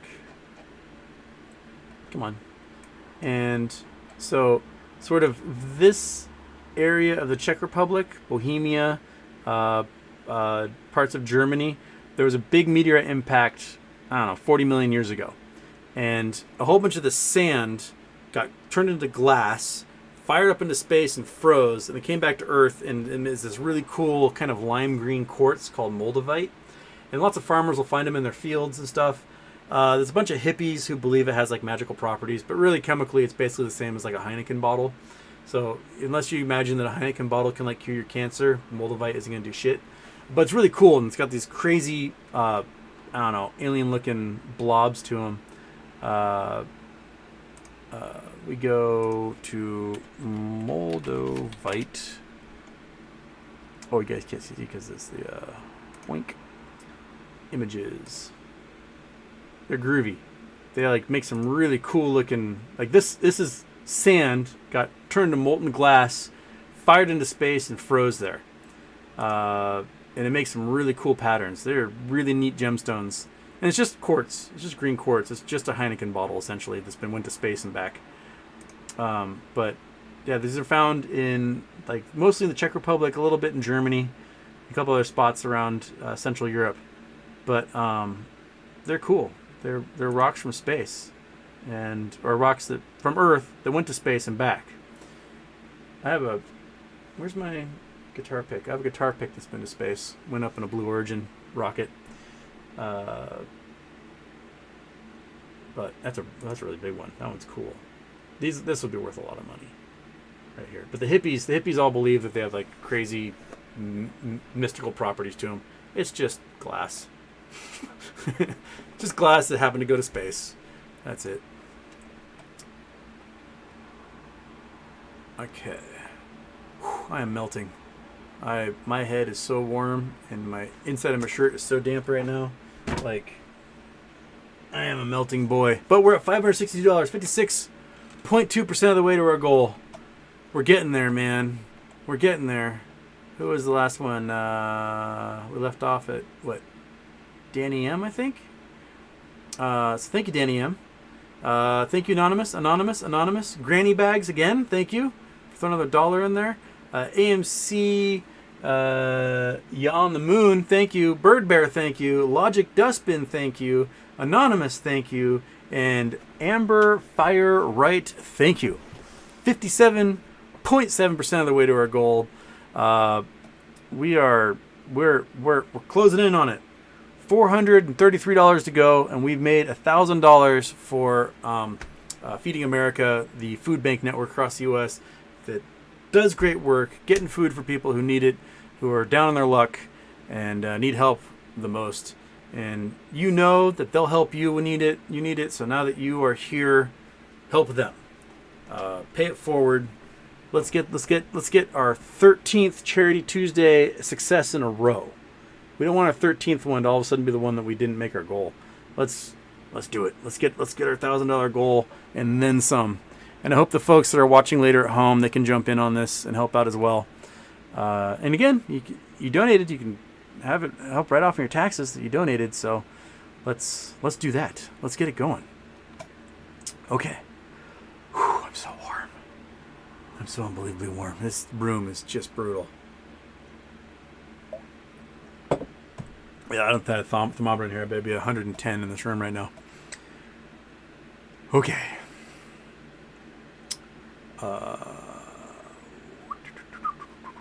Twilight Zone. First time I can actually watch. Normally I have to just listen to audio while grafting at work. Well, thank you, Twilight Zone, for getting in here and looking at my pretty mug and hopefully watching that ticker of the donation go higher and higher and higher and higher.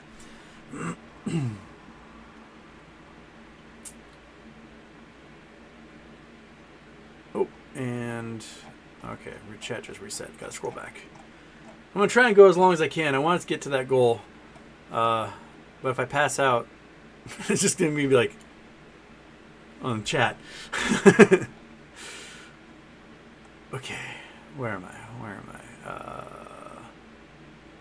Sorry, I lost my place again. I gotta scroll up. There it is. Okay, I usually have a chat highlighted so that if I do lose it, I can scroll back up.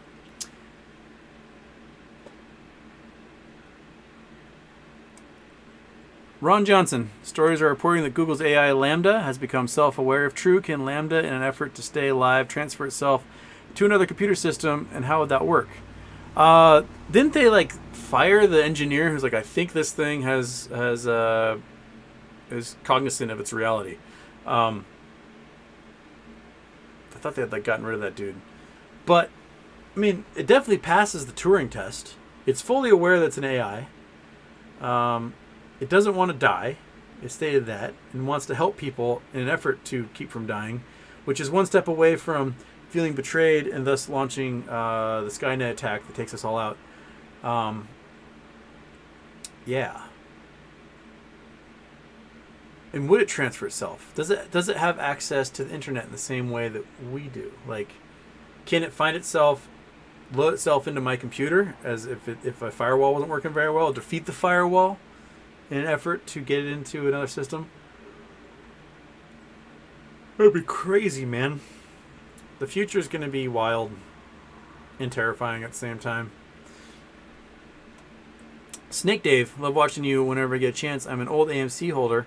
What do you think about the squeeze we were supposed to experience? They're still coming, or did Big Brother sweep it under the rug? Big Brother's trying to sweep it under the rug, but buy and hold is a strategy they cannot beat, man. It's they don't have no answer for it. They just short it more and increase their liabilities, and we just go nom nom nom nom nom nom nom nom. We eat it up, and then they go, well, shit, the price only dropped like $2, and then the price goes right back up again at T35, and they short it again. We go nom nom nom nom nom nom nom nom nom. We just keep doing that over and over and over and over. And eventually, they're going to run out of the tools. And we're going to have our shares, and we're going to win. That's the goal. Okay. Gerson Ramirez. Thank you for the content. You used to love the show. Well, thank you, Gerson. I love it, too. We're almost 60% of the way there. We're at 597. Anonymous, thank you for jumping us up there again. We're so close. $403. We made this the 13th Charity Tuesday success in a row. We did our first Charity Tuesday July of last year for the Stalking Victims Resource Network. And I set a goal of $500. And we raised like $830. And then the next show we did the Second Story, which is the house in North Carolina for kids who are escaping abusive situations. We raised over 2% of that charity's operating budget in one show. It was awesome. That one really we did like $2,500 for a charity that operates on $200,000 a year and helps out like 100 kids a year get out of abusive situations. You guys were awesome. So let's keep it going. Let's make another one. Let's help these folks out. 13 success in a row. That's what I want. And I normally do a 2-hour show, and we are 13 minutes from the 2-hour point. And I'm gonna try to keep going. I do have a time limit. It's my stepmom's birthday, so I gotta go to dinner with the fam. But man, I'd like to get to that goal if we could.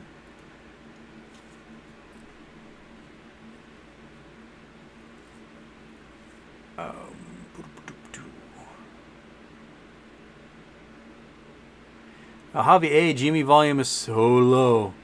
Yep. Bullets and Houston second intro. Are you selling covered calls? I am not. I have no interest in there being a price spike and I lose my shares. So, yeah. Ask Houston how often he groks. I grok all the time, baby.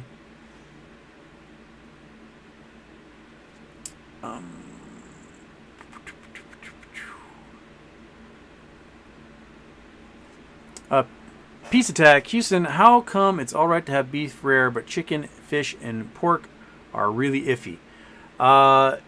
Because of the parasites, I believe, that exist in pork and fish. So when you do fish rare, like sashimi, sushi, you really have to make sure that it is fresh and salted. But beef itself is really hard for the cell structure to get penetrated by bad things. Chicken, the worry is bacteria, salmonella growing on the surface. Pork is listeria and trichinosis, but I think we got rid of trichinosis in pork, so I don't think we have to worry about that anymore. But the whole reason pork wasn't kosher or halal was trichinosis, and that they didn't have a way, they didn't know how to keep trichinosis from spreading, and so it's dirty, don't eat it. Western Europeans just shit their brains out all the time anyway, so they ate pork all day long, and you just cook the hell out of it. But yeah, you can do beef. You can do beef blue. Ethiopian food is all about it. You just spice the hell out of it, don't cook it, and you eat it raw, and it is delicious, and it is the spiciest food I've ever had in my entire life. If you have a chance to go to an Ethiopian restaurant, I highly recommend it. You get this weird spongy bread, tear it off, and you just and it is so spicy and so good. I will sweat as much at Ethiopian restaurant as I am right now in this 100-degree room. It is really warm in here. Okay.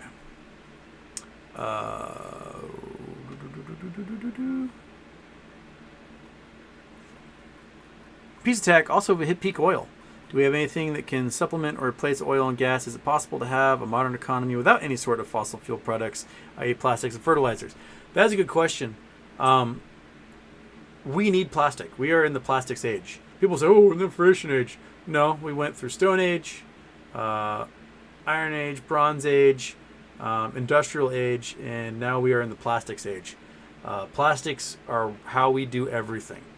And they are poisoning everything at the same time, but the computer monitor, the phone, the camera, the headphones, everything you use is plastic. The interior of your car, the seats of your car, the carpet in your home, like it's plastic, plastic, plastic, plastic, plastic. And if we burn it all, then we can't make stuff. So probably setting up large-scale recycling programs is really wise, not just relying upon like shipping stuff on barges to China and they just go, I don't want this anymore, or throwing it away. A lot of places burn it. They have incinerators and they just burn it at high temperatures and then filter the fumes that come off of it. But we need a solution for plastic, that's for sure. We also need to stop burning it so that we can use oil for plastic in the future. Yeah, so $607. Wildcat Strike jumped in. Thank you, Wildcat. We are 60.7% of the way to our goal. Woohoo!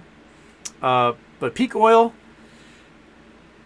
changed once we discovered fracking, and that we could get oil out of shales we didn't think we could before, and that opened up a lot more oil fields. But it costs a lot more money to get it, and it probably poisons the groundwater at the same time.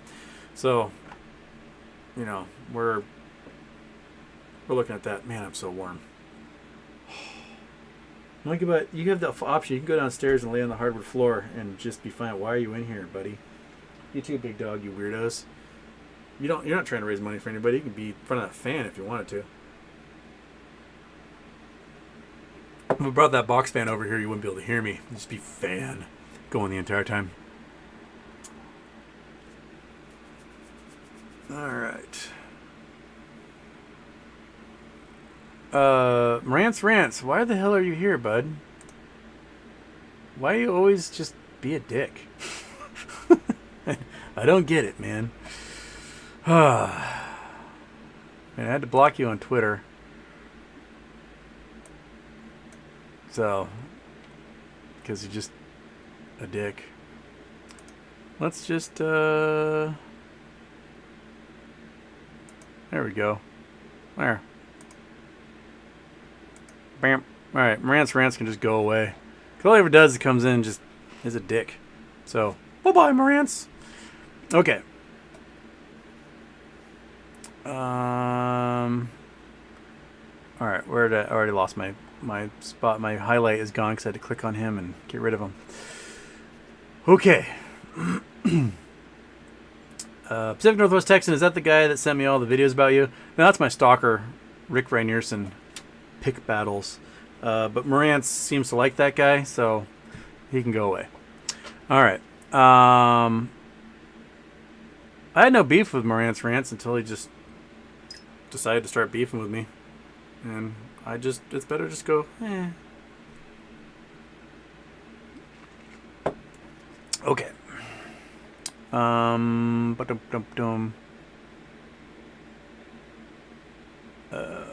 Sorry, I'm trying to find my spot where I was in the chat here before I had to go and just, eh.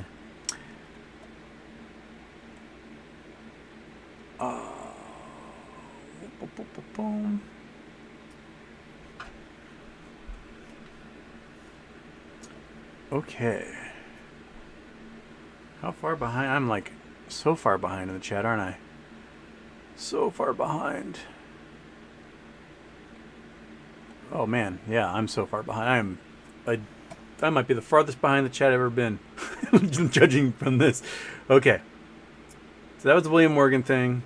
I'm only an hour behind, not super far behind. Just okay. Adam Aaron's going to buy MySpace. Someone should buy MySpace. MySpace was so superior to Facebook. I didn't understand why everybody migrated over at all. Like, I was like, I hate this format. I hate everything about this. I loved MySpace was so much better. But Tom got his nut. He sold out to Fox or someone for $500 million. And he was like, peace. And then News Corp ruined it. Yeah.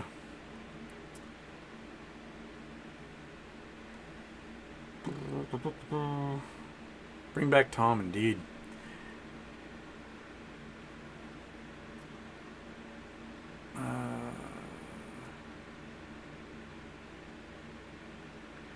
Like you, Don. Futurama did the 3-body problem already when they drank the Water Emperor. That's good. Futurama's so good. All right. William Morgan, the hedgies that shorted Blockbuster and Toys R Us out of existence are the same that are shorting AMC and GME. So all 4 companies have something in common. The enemy. Yep. And Bain Capital as well. And Boston Consulting. And Citadel. Yep.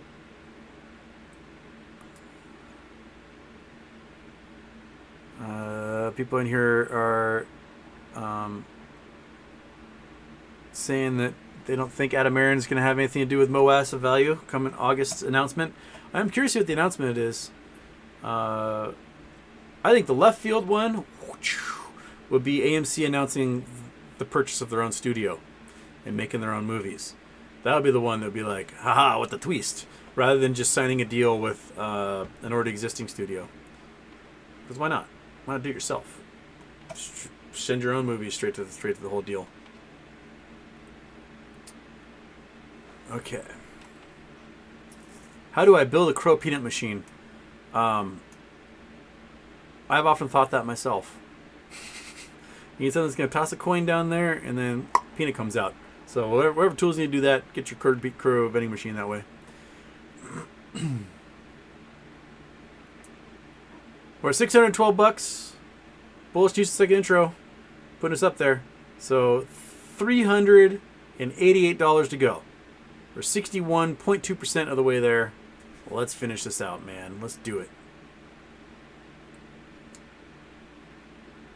Crow is the most clever on Mystery Science Theater 3000 story checks out. Crow is the funniest of all of them, I think. I'm not a big Jonah fan. I think he just comes across as if he's trying too hard. Give me Joel or Mike any day. Okay. Snake Dave, gold question. HYMC was acquired by AMC, Adam Aaron. Do you think there is anything to mine, or what plan could Adam Aaron have for the mine? Or just what do you think of that situation and why advertise it? The mine, as far as high-grade gold, is played out. They did announce they're starting a drilling program looking for other high-grade sections. They may find some, but the gold that's there is trapped in sulfides, and the process to get gold out of sulfide. Think pyrite. Like there's pyrite gold trapped inside. You got to grind it up. You got to pull the sulfurs out. You got to pull the iron out. You got to pull all these different minerals out before the gold is left behind and it's in a natural state. And to build the mill that will process that is $1 billion investment. Just to build the processing facility. The Kidd Creek mine in Canada, their metallurgical site can do that. It is huge, and it costs them billions to build because their gold's all trapped in sulfides. But they also have copper and silver and zinc as byproducts, so they get lots of other metals out to help fund it. I don't see Hycroft generating enough capital to build a successful sulfide metallurgical plant. If they're lucky, they find some new veins of high-grade gold, but I don't see them as being economically feasible. I think they're played out. But they are a squeeze potential, so their stock price could be completely disconnected from the fundamentals of the mine due to the fact that they were shorted too much. And I think the big problem is that there needs to be fewer hedge funds because there's too many of them. I've used this analogy of the coyotes before. The coyotes have eaten all the bunny rabbits, and now the coyotes are going to starve. And they're going to starve, and the bunny rabbit population is going to explode again. Too many hedge funds have all shorted the same companies too many times, and they've shorted it too much that they now created a short squeeze potential on like 1,000 different companies, and it's going to starve to death the hedge funds. They're going to die, and then their bunny rabbits are going to explode in population again. There's too many predators, not enough prey. And the hedge funds have essentially eaten everything there is to be eaten. And now they're going to starve to death because they've destroyed their entire food source.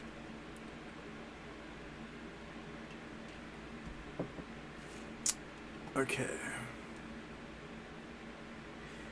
Hilario Reyes Jr. There was a story about a guy that started a crow war on Reddit. I'll have to check that one out. That sounds interesting.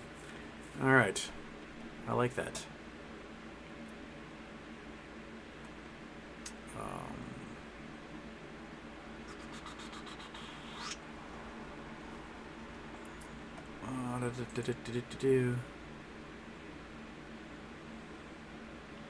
Bones, the real value of Gurk is if you watch him every day, it drops knowledge constantly. Yeah.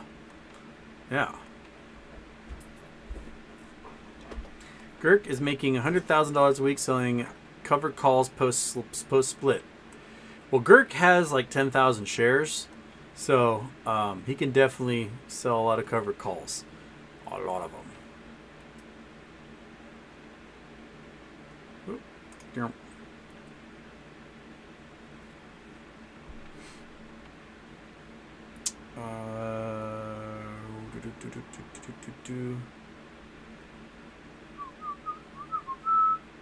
William Morgan, if Hycroft goes up, AMC benefits, metals will increase after markets tank, AMC will benefit. If they can extract it. That's the problem. Getting metals from sulfides is really brutal. And seriously, it's going to take like a $1 billion investment in a metallurgical facility to make it happen. If they put it in the right spot, they can also process ores from other mines in the area. And maybe that's how they might have to just come up with a deal with other mines, and they can take in material from elsewhere and process all of it. But come up with that $1 billion is going to be a lot.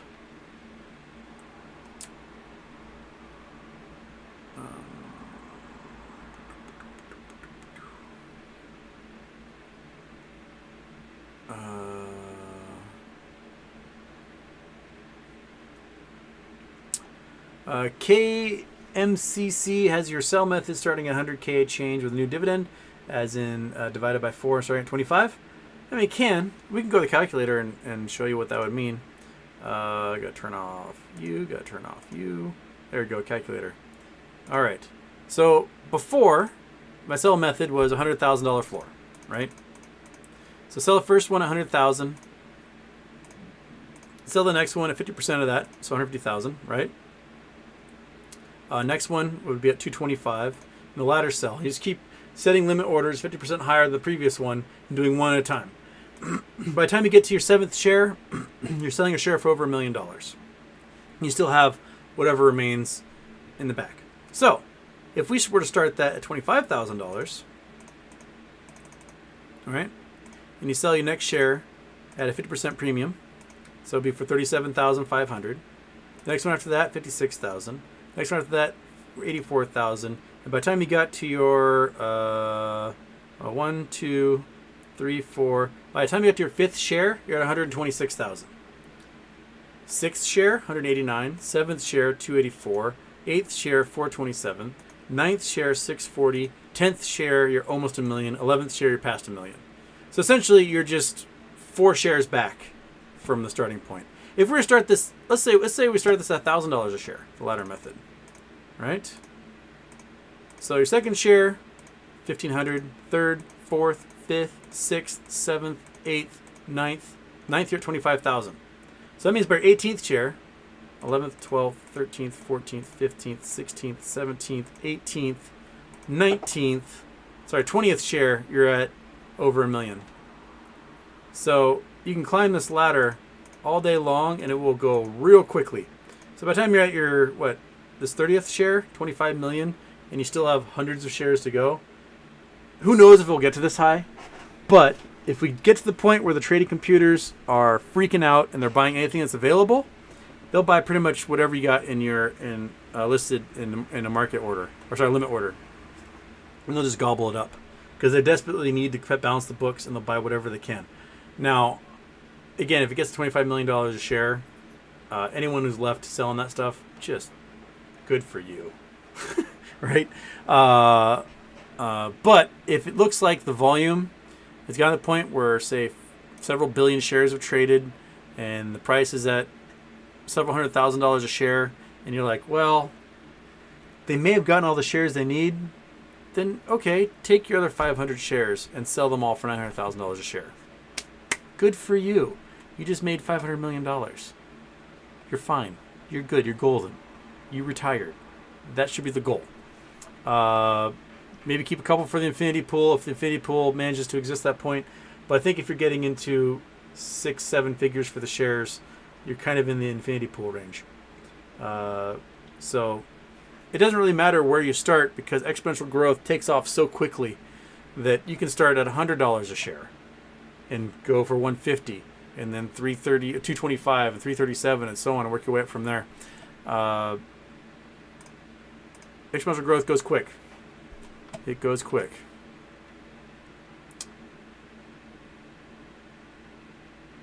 Highway Frog, I was wondering how many and who is going to have to starve to death to combat climate change. A lot of people, probably. And probably most people in developing nations, because the developed nations have all the money and the infrastructure and the power and the guns. So they're going to make sure they get fed first. But I do think there's a concerted effort on Putin's part to starve Africa so that we create another refugee crisis in Europe. You hit hammer with the third big refugee crisis in the last decade. And I think Putin's like, ha ha ha, fuck you. The Africans aren't going to be coming to Russia. They're going to be crossing the Mediterranean and going into Europe, flooding them with refugee crisis.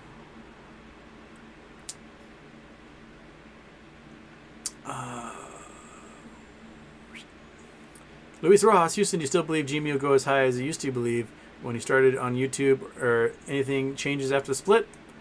No. All the split did was increase the liability of the shorts. So the shorts were short 1 billion shares, now short 4 billion shares. So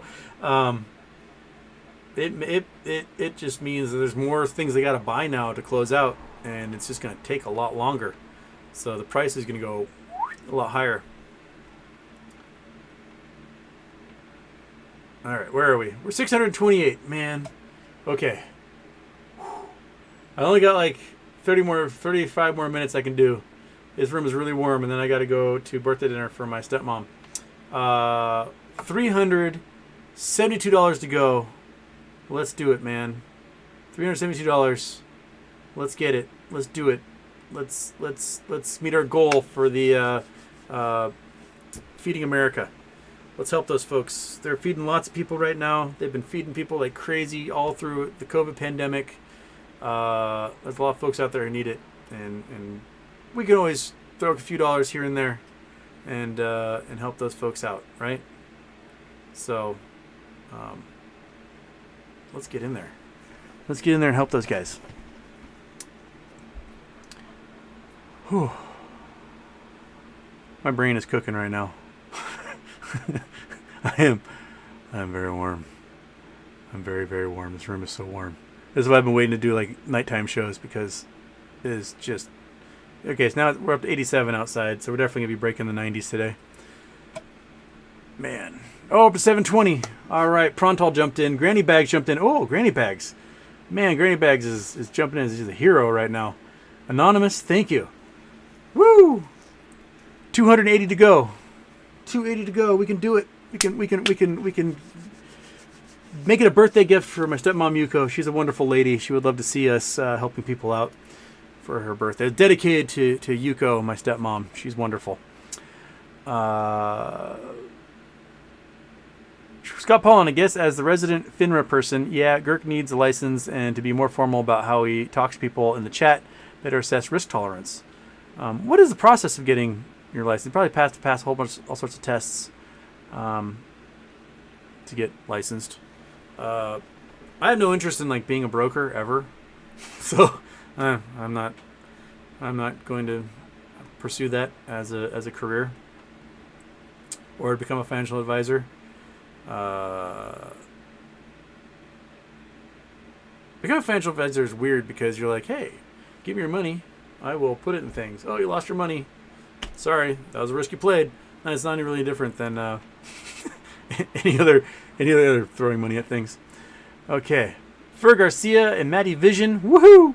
Or 7:45, 74.5% of the way there. Hey, and we got the love chat. Best adult dating site is in the house. Hey, love chat, donate to our charity. Help out. If you want us to visit your adult dating site, use some of that wealth you've made off of your adult dating site and donate to our cause and help feed folks. It's a tax write-off for Love Chat XYZ. Do it. Help us out there, Love Chat. Get in there and donate, and let's help some folks eat and masturbate. So, best of both worlds, mastication and masturbation, right? So Love Chat, let's see a step up. You jump into my show, out of the 175 shows, you jumped in at least 150 times. So let's see you take some of that advertisement you've gotten on my chat stream, donate to Feeding America and help folks out. Masticate, masturbate. You can put that on a t-shirt. My fish wears a mattress. Be stronger than your lizard brain. Masticate and masturbate. Those will be the slogans. Anonymous, thank you for throwing another $5 at us, or Canadian $5, I guess it is. We're at 749, 74.9% of the way there. We're almost 3/4 of the way there. We got $251 to go. And yeah, Matty Vision, when you come into Buffalo, Toronto area, check out Niagara and Gorge. Well, the Toronto production company, they were really slow in the uptake, and I really wanted to sign a deal by the 1st. And so I'm signing with a Vancouver company because they really want to get me on Nat Geo, and they think they can do it. And so I might not be taking a Toronto trip anytime soon. Sorry. But I'm signing with a production company. We are going to be getting in front of networks, and we're going to be trying selling them on talking science to everyone, traveling the world, man. Yeah. Okay. Whew, it is really warm in here. How do you go about pitching a TV show? Well, all right. Might as well story time. Raising money. Let's talk some story. All right. So, originally, I was stoked to see that they're going to be mining shows on TV. So it was like 2010. And then Gold Rush came out, and immediately I was like, you sons of bitches. You just did the fat guys breaking stuff and yelling at each other format that's been on the hot rod shows, and the motorcycle shows, and the logging shows. And you just put it in a gold mine where these losers have no idea what they're doing. They don't know anything about geology. They don't know how to use their tools. They've got cheap, crappy equipment, and they're just breaking stuff, and no one's learning everything. I hate this. I want to do something different. And then back in my mind, I was like, I could do something and show people a fun way to learn geology and go find things, and it would tickle their brain, and it would be wonderful. So flash forward a couple of years, I'm at Sturgis, post diamond mining with my buddies, and we're in the saloon number 10, and the entire team from the full throttle saloon comes in, and they come in to film their TV show, and there's producers and camera people, and you gotta sign these little waivers and whatnot. They might be in the background, and I start talking with one of the producers, and they're like, "Man, what are you guys up to?" I'm like, "Oh, enjoying Sturgis. Got done diamond mining for 5 weeks, and now we're partying down." He's like, "Diamond mining? Where?" I'm like, "Oh, over in Colorado. Got a diamond claim there," and we pulled out about 80 carats in diamonds and enough to pay for the trip and the party. And they're like, "Holy shit, that sounds awesome. Let's do a TV show." So I talked with them. Ended up a friend of mine who had worked in TV for Food Network. He ended up getting a deal with a production company for me, and then the production company, right before we're supposed to go film what's called the sizzle reel. So you go and you film sort of like a commercial. Like, this show's gonna be awesome for these reasons, and look at these cool locations and me doing awesome stuff. Just before they're going to go film it, they wanted to change the idea of the show from my geology show, where we go and look for stuff, to my friends and I do the Big Bang Theory in real life. Basically pretend we're autistic and go to bars and strike out with women, and they go, oh, we didn't do it. And I was like, no, I'm not doing that, buddy. Sorry, that's offensive. And I also need to have a job after this because this TV show will not last forever. And I don't want people to think that I'm some weirdo. that they're like, I wouldn't hire that guy for anything. I have to have a career post TV show and have, not have my name associated with being an offensive guy pretending to be autistic for viewers. So they dropped me. They're like, well, screw you, man. I was like, okay. So then I did a Kickstarter, 2013. I did a Kickstarter, raised 30 grand, and went to the desert and filmed my own show. Another friend had produced like all these industry videos for Microsoft and Boeing and stuff. And he was like, well, I don't know the first thing about filming a TV show, but I got cameras and stuff, so let's go film. So we went to the desert, had a blast. Like, the camera guy, the director of photography, the DP, this dude had been in the industry for like 35 years. And at the end of the trip, he was like, man, in all my years of working as a camera guy, this is the most fun I have ever had on a shoot. Like, this was so, you guys fed us, you got us drunk every night, we sat around campfires and told stories, and we had a fun time climbing around cliffs, smashing things and pulling out gemstones. Like, this was the most fun ever. I was like, all right, that's bitching. So now we had like 100 hours of footage. We had to edit it down to like 44 minutes, man. And I don't know how to edit anything.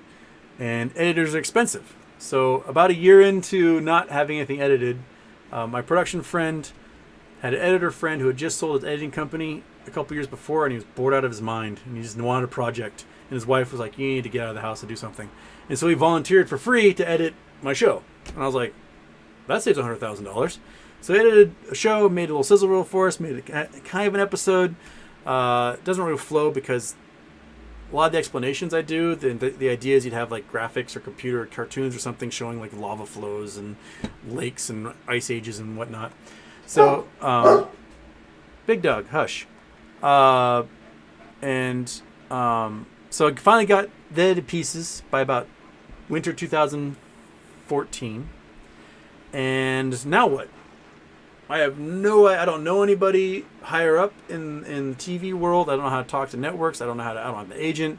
And so I started like searching on the internet, like production companies, and then just emailing people and never hearing back because it's such an insular group of folks that they don't want to listen to you because they get 1,000 people a day telling them stupid show ideas, and then they don't want to hear it. They want good show ideas from people they trust. So I think because of my internet searches, an ad popped up for the Banff World Media Festival and was like, hey, TV shows get bought and sold here. And I was like, okay, I'll buy access. So I bought a ticket for myself, and I bought a second ticket for a gorgeous friend of mine to be a spokesmodel. Because I figured if anyone didn't want to talk to me, they'd want to talk to her, and it worked. So we go, and there's production companies, there's networks, there's streamers, there's show creators, all those folks there buying and selling shows, having all these meetings, and they do this kind of speed dating session. If you sign up for it, you can get 10 minutes with somebody who matters. And so I signed up for as many of those as I could, and one of them happened to be the woman who became my agent. I sat down, told her my show idea, and she was like, I'm signing you right here. Whoop! And signed me. And then for the next like 2 months, flew me down to LA a whole bunch. Like every Monday, I would leave work, catch the ferry, get to Seattle sometime after midnight, go to the airport, sleep in the airport for a few hours, and take a 4 a.m. flight down to LA. And then I would meet with production companies all day Tuesday and then fly back home. I did it for like 2 months. And I met with 30 production companies. Eventually chose one. Like, you guys seem like the ones to be the right ones, and I chose poorly. I think you guys heard that whole story where the production team almost died because they didn't listen to me. But anyway, their job was to take this idea and get it in front of the networks and sell it to the networks. And they got nothing accomplished and failed miserably. So it was a while until I got the show rights back. Went back to Banff 2019, sold the show again, sold the show Discovery Channel. Then COVID hit like 10 days later, and everyone got laid off, and nothing happened. So now, third time's a charm. Signed with a new production company. We're gonna make a new sizzle reel, a little more up to date, a little more modern, a little more zazz to it, and the the goal is this fall to get a network to go, yes. And hopefully start filming in the spring and summer. Nat Geo is looking for expensive, flashy, on the ground, around the world shows that kind of show people having adventures in places most can't get to, and that is exactly what my show is about. It's about going to Namibia, about going to the Gobi Desert, about going to the Andes, about going to Australia, about going to the Congo, and showing people where stuff comes from and what it takes to get it, and the wars that are fought over it, and the black market, and the slavery, and the all the things that it takes to get us our stuff. The environmental damage. What cool things can you do with it when you get it? What sexy things can you find? What practical things can you find? So I'm really hoping that Nat Geo bites, and we can start teaching people the craziness of economic geology and how stuff gets from the earth to Walmart, basically. And oh boy, we're 804, 80.4% of the way to go. Maria Garcia, thank you for that nice donation. And another anonymous is killing it right now. $196 to go, and then I can dunk my head in a bucket of water and go have Thai food with my family for my stepmom's birthday. So we're almost there. We're so close. We're so close, everyone. We're so close. Let's do it. Let's do it. I just realized. Okay, we'll do that. Yeah. Let's get there, man. Let's get there. How do I? Sorry, something just froze on my end here.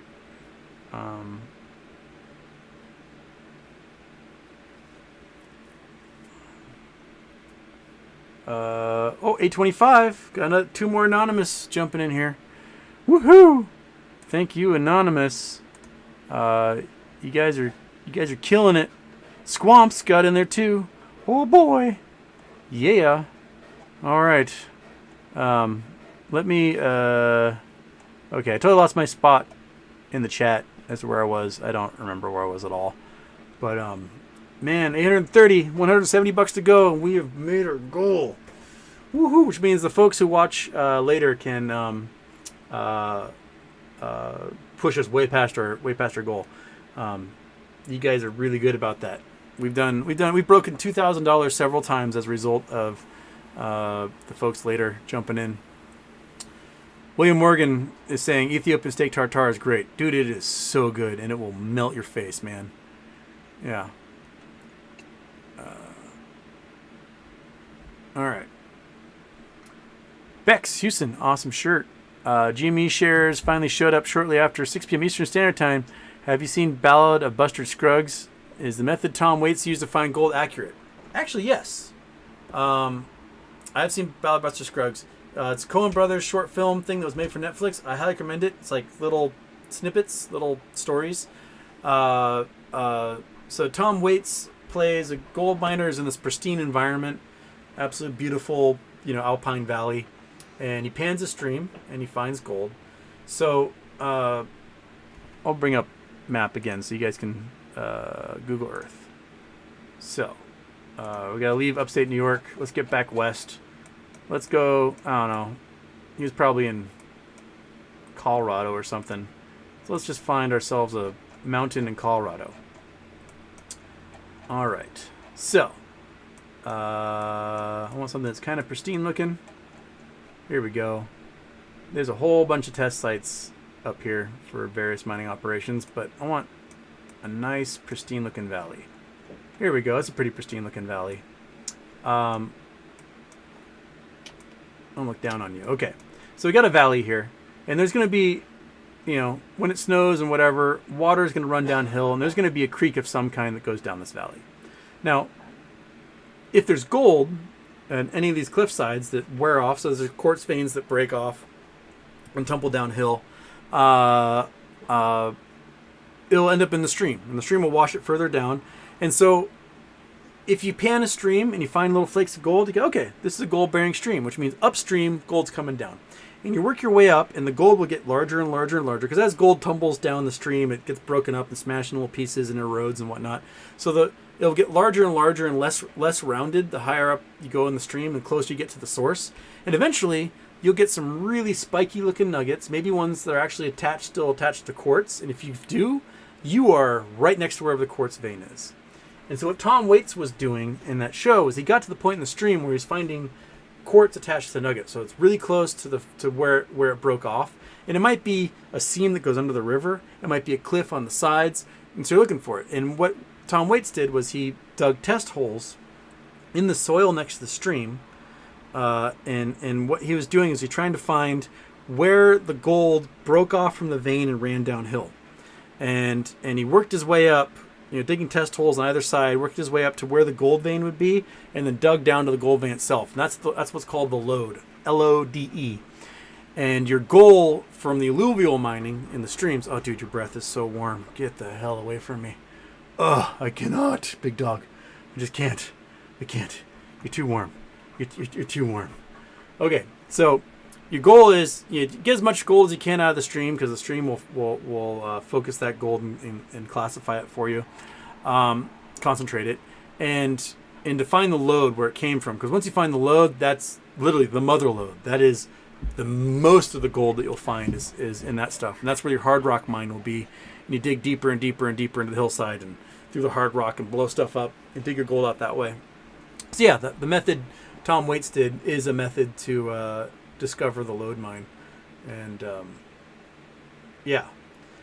if you're lucky, you just find the seam in the rock and it's right there in the river, and you go, oh, that's where the gold is. And you just follow that seam up and you can make your lode mine in the cliffside. You don't have to dig through soil to find it. But there are lots of veins like that all over the place. In Nevada, there's a place called the Rye Patch. It's really popular for gold mining, gold metal detector guys. Rye Patch Reservoir is here. So this is the Rye Patch Reservoir, and it basically there's like a little dam across the Humboldt River, and it makes a tiny little lake, seasonal lake. And this area here is the Rye Patch. And somebody was out here metal detecting and found gigantic quartz-covered gold nuggets. And then now people go out and they metal detect all over this thing. So there was probably a mountain somewhere in here that had a quartz vein in it and eroded, and it fell into these washes. So these washes have lots of gold in them, and very high-grade gold. And so people with metal detectors come out here and they go to the Rye Patch and they metal detect and they find chunks of gold. Who knows if all the good gold has been found yet, but there's probably still more to be found. You want really good metal detectors. You want your pulse induction, mine lab, GPX, whatever metal detectors to find this stuff out here. But you can come out with $30,000 nugget if you're lucky. That's probably the most popular metal detecting spot for gold nuggets in the U.S. right now. Is there, Rye Patch. All right, we're $900. $100 to go. We can do it. We can do it, folks. $100 to go. We can raise our $1,000 for Feeding America. We are so close. Prost! He's got a spot in Germany for us. Vizio guy. Bam. Nope. Bam. Bam. Shaboom. Let's go to the location while we can, because I'm getting delirious here. It's really warm. My core temperature is absolutely flying. Okay. Where are we? Are we at the Oktoberfest beer gardens here? Is that where we are? Are we in Munich? Allstadt. Yes. Looks like we are in Munich. Yeah. So this is where everyone comes every September for Oktoberfest. I've not been to Oktoberfest. I mean, I don't drink, but I still would love to experience the shenanigans. So I guess everyone builds a tent, right? They all build a tent, and then they go for each brewery, and then they just go nuts for a month. I was living just south of here in Kufstein, on the border, and right here. And but my elbow exploded before I could experience fall and Oktoberfest, so I was back home before then. Didn't get to have the fun. But Prost. There we go. All right, we're still at $900. Come on, guys. Let's get to 100. I need to go dunk my head in a bucket of water. I'm so warm right now. Come on. Help Houston out. Don't just donate to charity. Help release Houston from this sweltering sauna that I'm in right now. Whew. It's so warm. I don't think I can do a daytime show until this heat wave's over again. I'm losing too much weight here. Oh. Love chat just will not stop. Love chat, donate. I will let you advertise as much as you want during this show if you donate in the next 3 minutes. If you don't, I'm gonna have to go to the old band hammer. But come on, love chat, help us get to that $1,000 level. I would appreciate it so much. We're at 920. Another anonymous donation. Thank you. Yeah. Woo. All right. All right.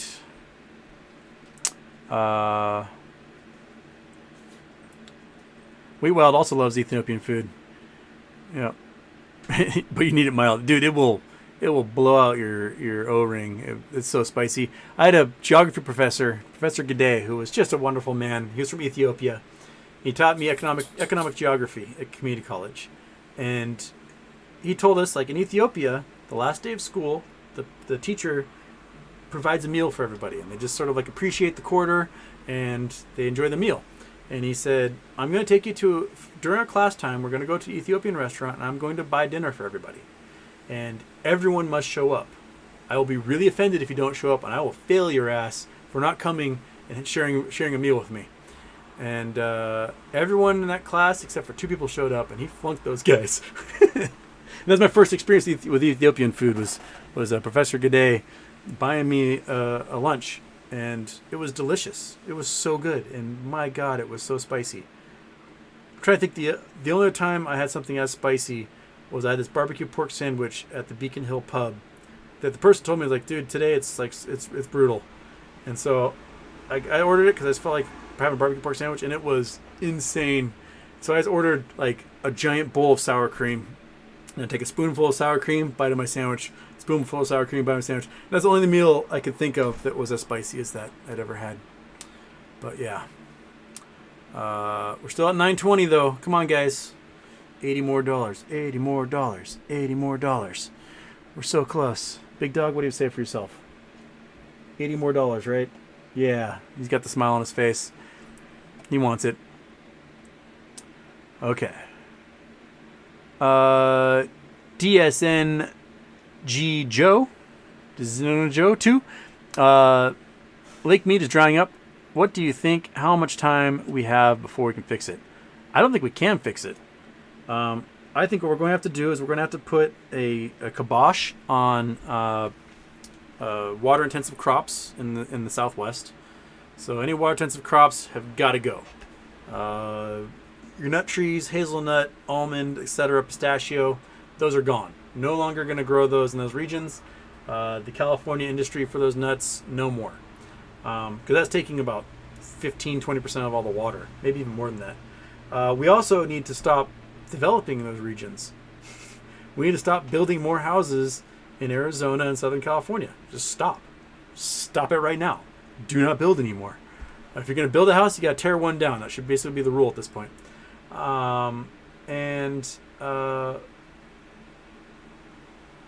no more snow isn't coming. The high pressure regions are getting larger, and we're going to get less snowfall in the wintertime. The monsoons are going to be weaker in the summertime. And you just aren't going to have the recharging of those water sources like we used to have. And the snow level is higher, so the snowpack is less to begin with anyway. So not as much water is getting stored in the mountains. Yeah. So, there you go.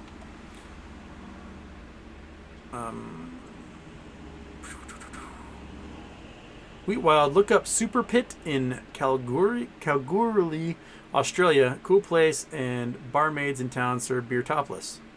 Okay. Sounds like Sturgis. Super Pit. Noted. All right. All right, we're still at 9:20, guys.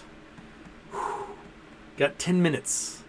I got maybe 10 minutes in me before I got to go to my stepmom's birthday dinner. Come on, we can do it. We can do it. Come on. We can do it. We can do it. We can do it. Let's do it. Let's do it, guys. So close. So close to raising our funds.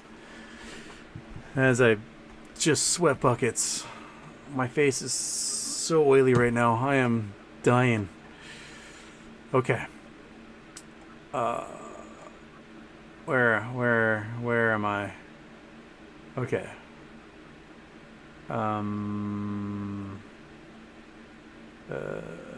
Looking for, all right, passing all the hot boys and girls chats.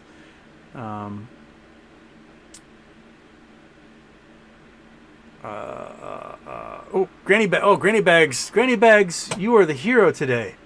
You pushed us to the $1,000 level. Granny Bags is the hero. I'm going to put it in the chat here. Granny Bags is the hero. Goodness gracious, Granny Bags. You did it. And DSN Joe pushed us over. We're over the top. We have made it. And I can finally go dunk my head in some water. Because this room it is now 90 degrees outside. And it is so hot in here. I am cooked. I'm done, son. I'm done. I'm done. Man. Okay. We will do a regular show tomorrow. Probably nighttime, because it's supposed to be even hotter tomorrow. I don't think I have it in me to do another daytime show in this room without like a mister or something just cooling me off. Thank you, Granny Bags. Thank you for saving me. I now have the sweat dripping down my temple right now. High five, big dog. High five, monkey butt. High five. Yeah. Here, give me a high five, big dog. You can do it. No, don't put the head on me. It's too warm for that. You can give me a high five though. Just give me a shake. Give me your paw. Give me your paw. Give me that paw. Come on. Give me that paw. Give me monkey butt. High five me. Come on, monkey butt. Show everybody. Come on. Get up here, monkey. Get up here, monkey. Come on. All right, high five. Monkey butt. High five. High five. There we go. High five. Woohoo! Yay! We did it. Woohoo! All right. Yay! Big dog. High five. High five, big dog. Come on up. Come on, big dog. Yeah, there it is. There's that big dog. Yeah, he's a giant, isn't he? He doesn't even fit in the frame. He's so huge. Yahoo! Everybody's here. Everybody's celebrating. All right, I can end the show. We made our $1,000, and everybody is watching at home later. Keep donating. Keep helping out. Keep this gravy train rolling. And thank you. Thank you so much. Thank you for making another successful Charity Tuesday. Thank you, Granny Bags, for being the hero. Push us over the limit. You are so giving and wonderful, and I appreciate it so much. And I'm so warm, and I really need to go cool off before I go to dinner. So there.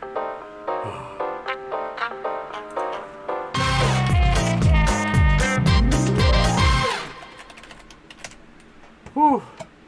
Yes, thank you, everybody. You guys are heroes. Thank you again.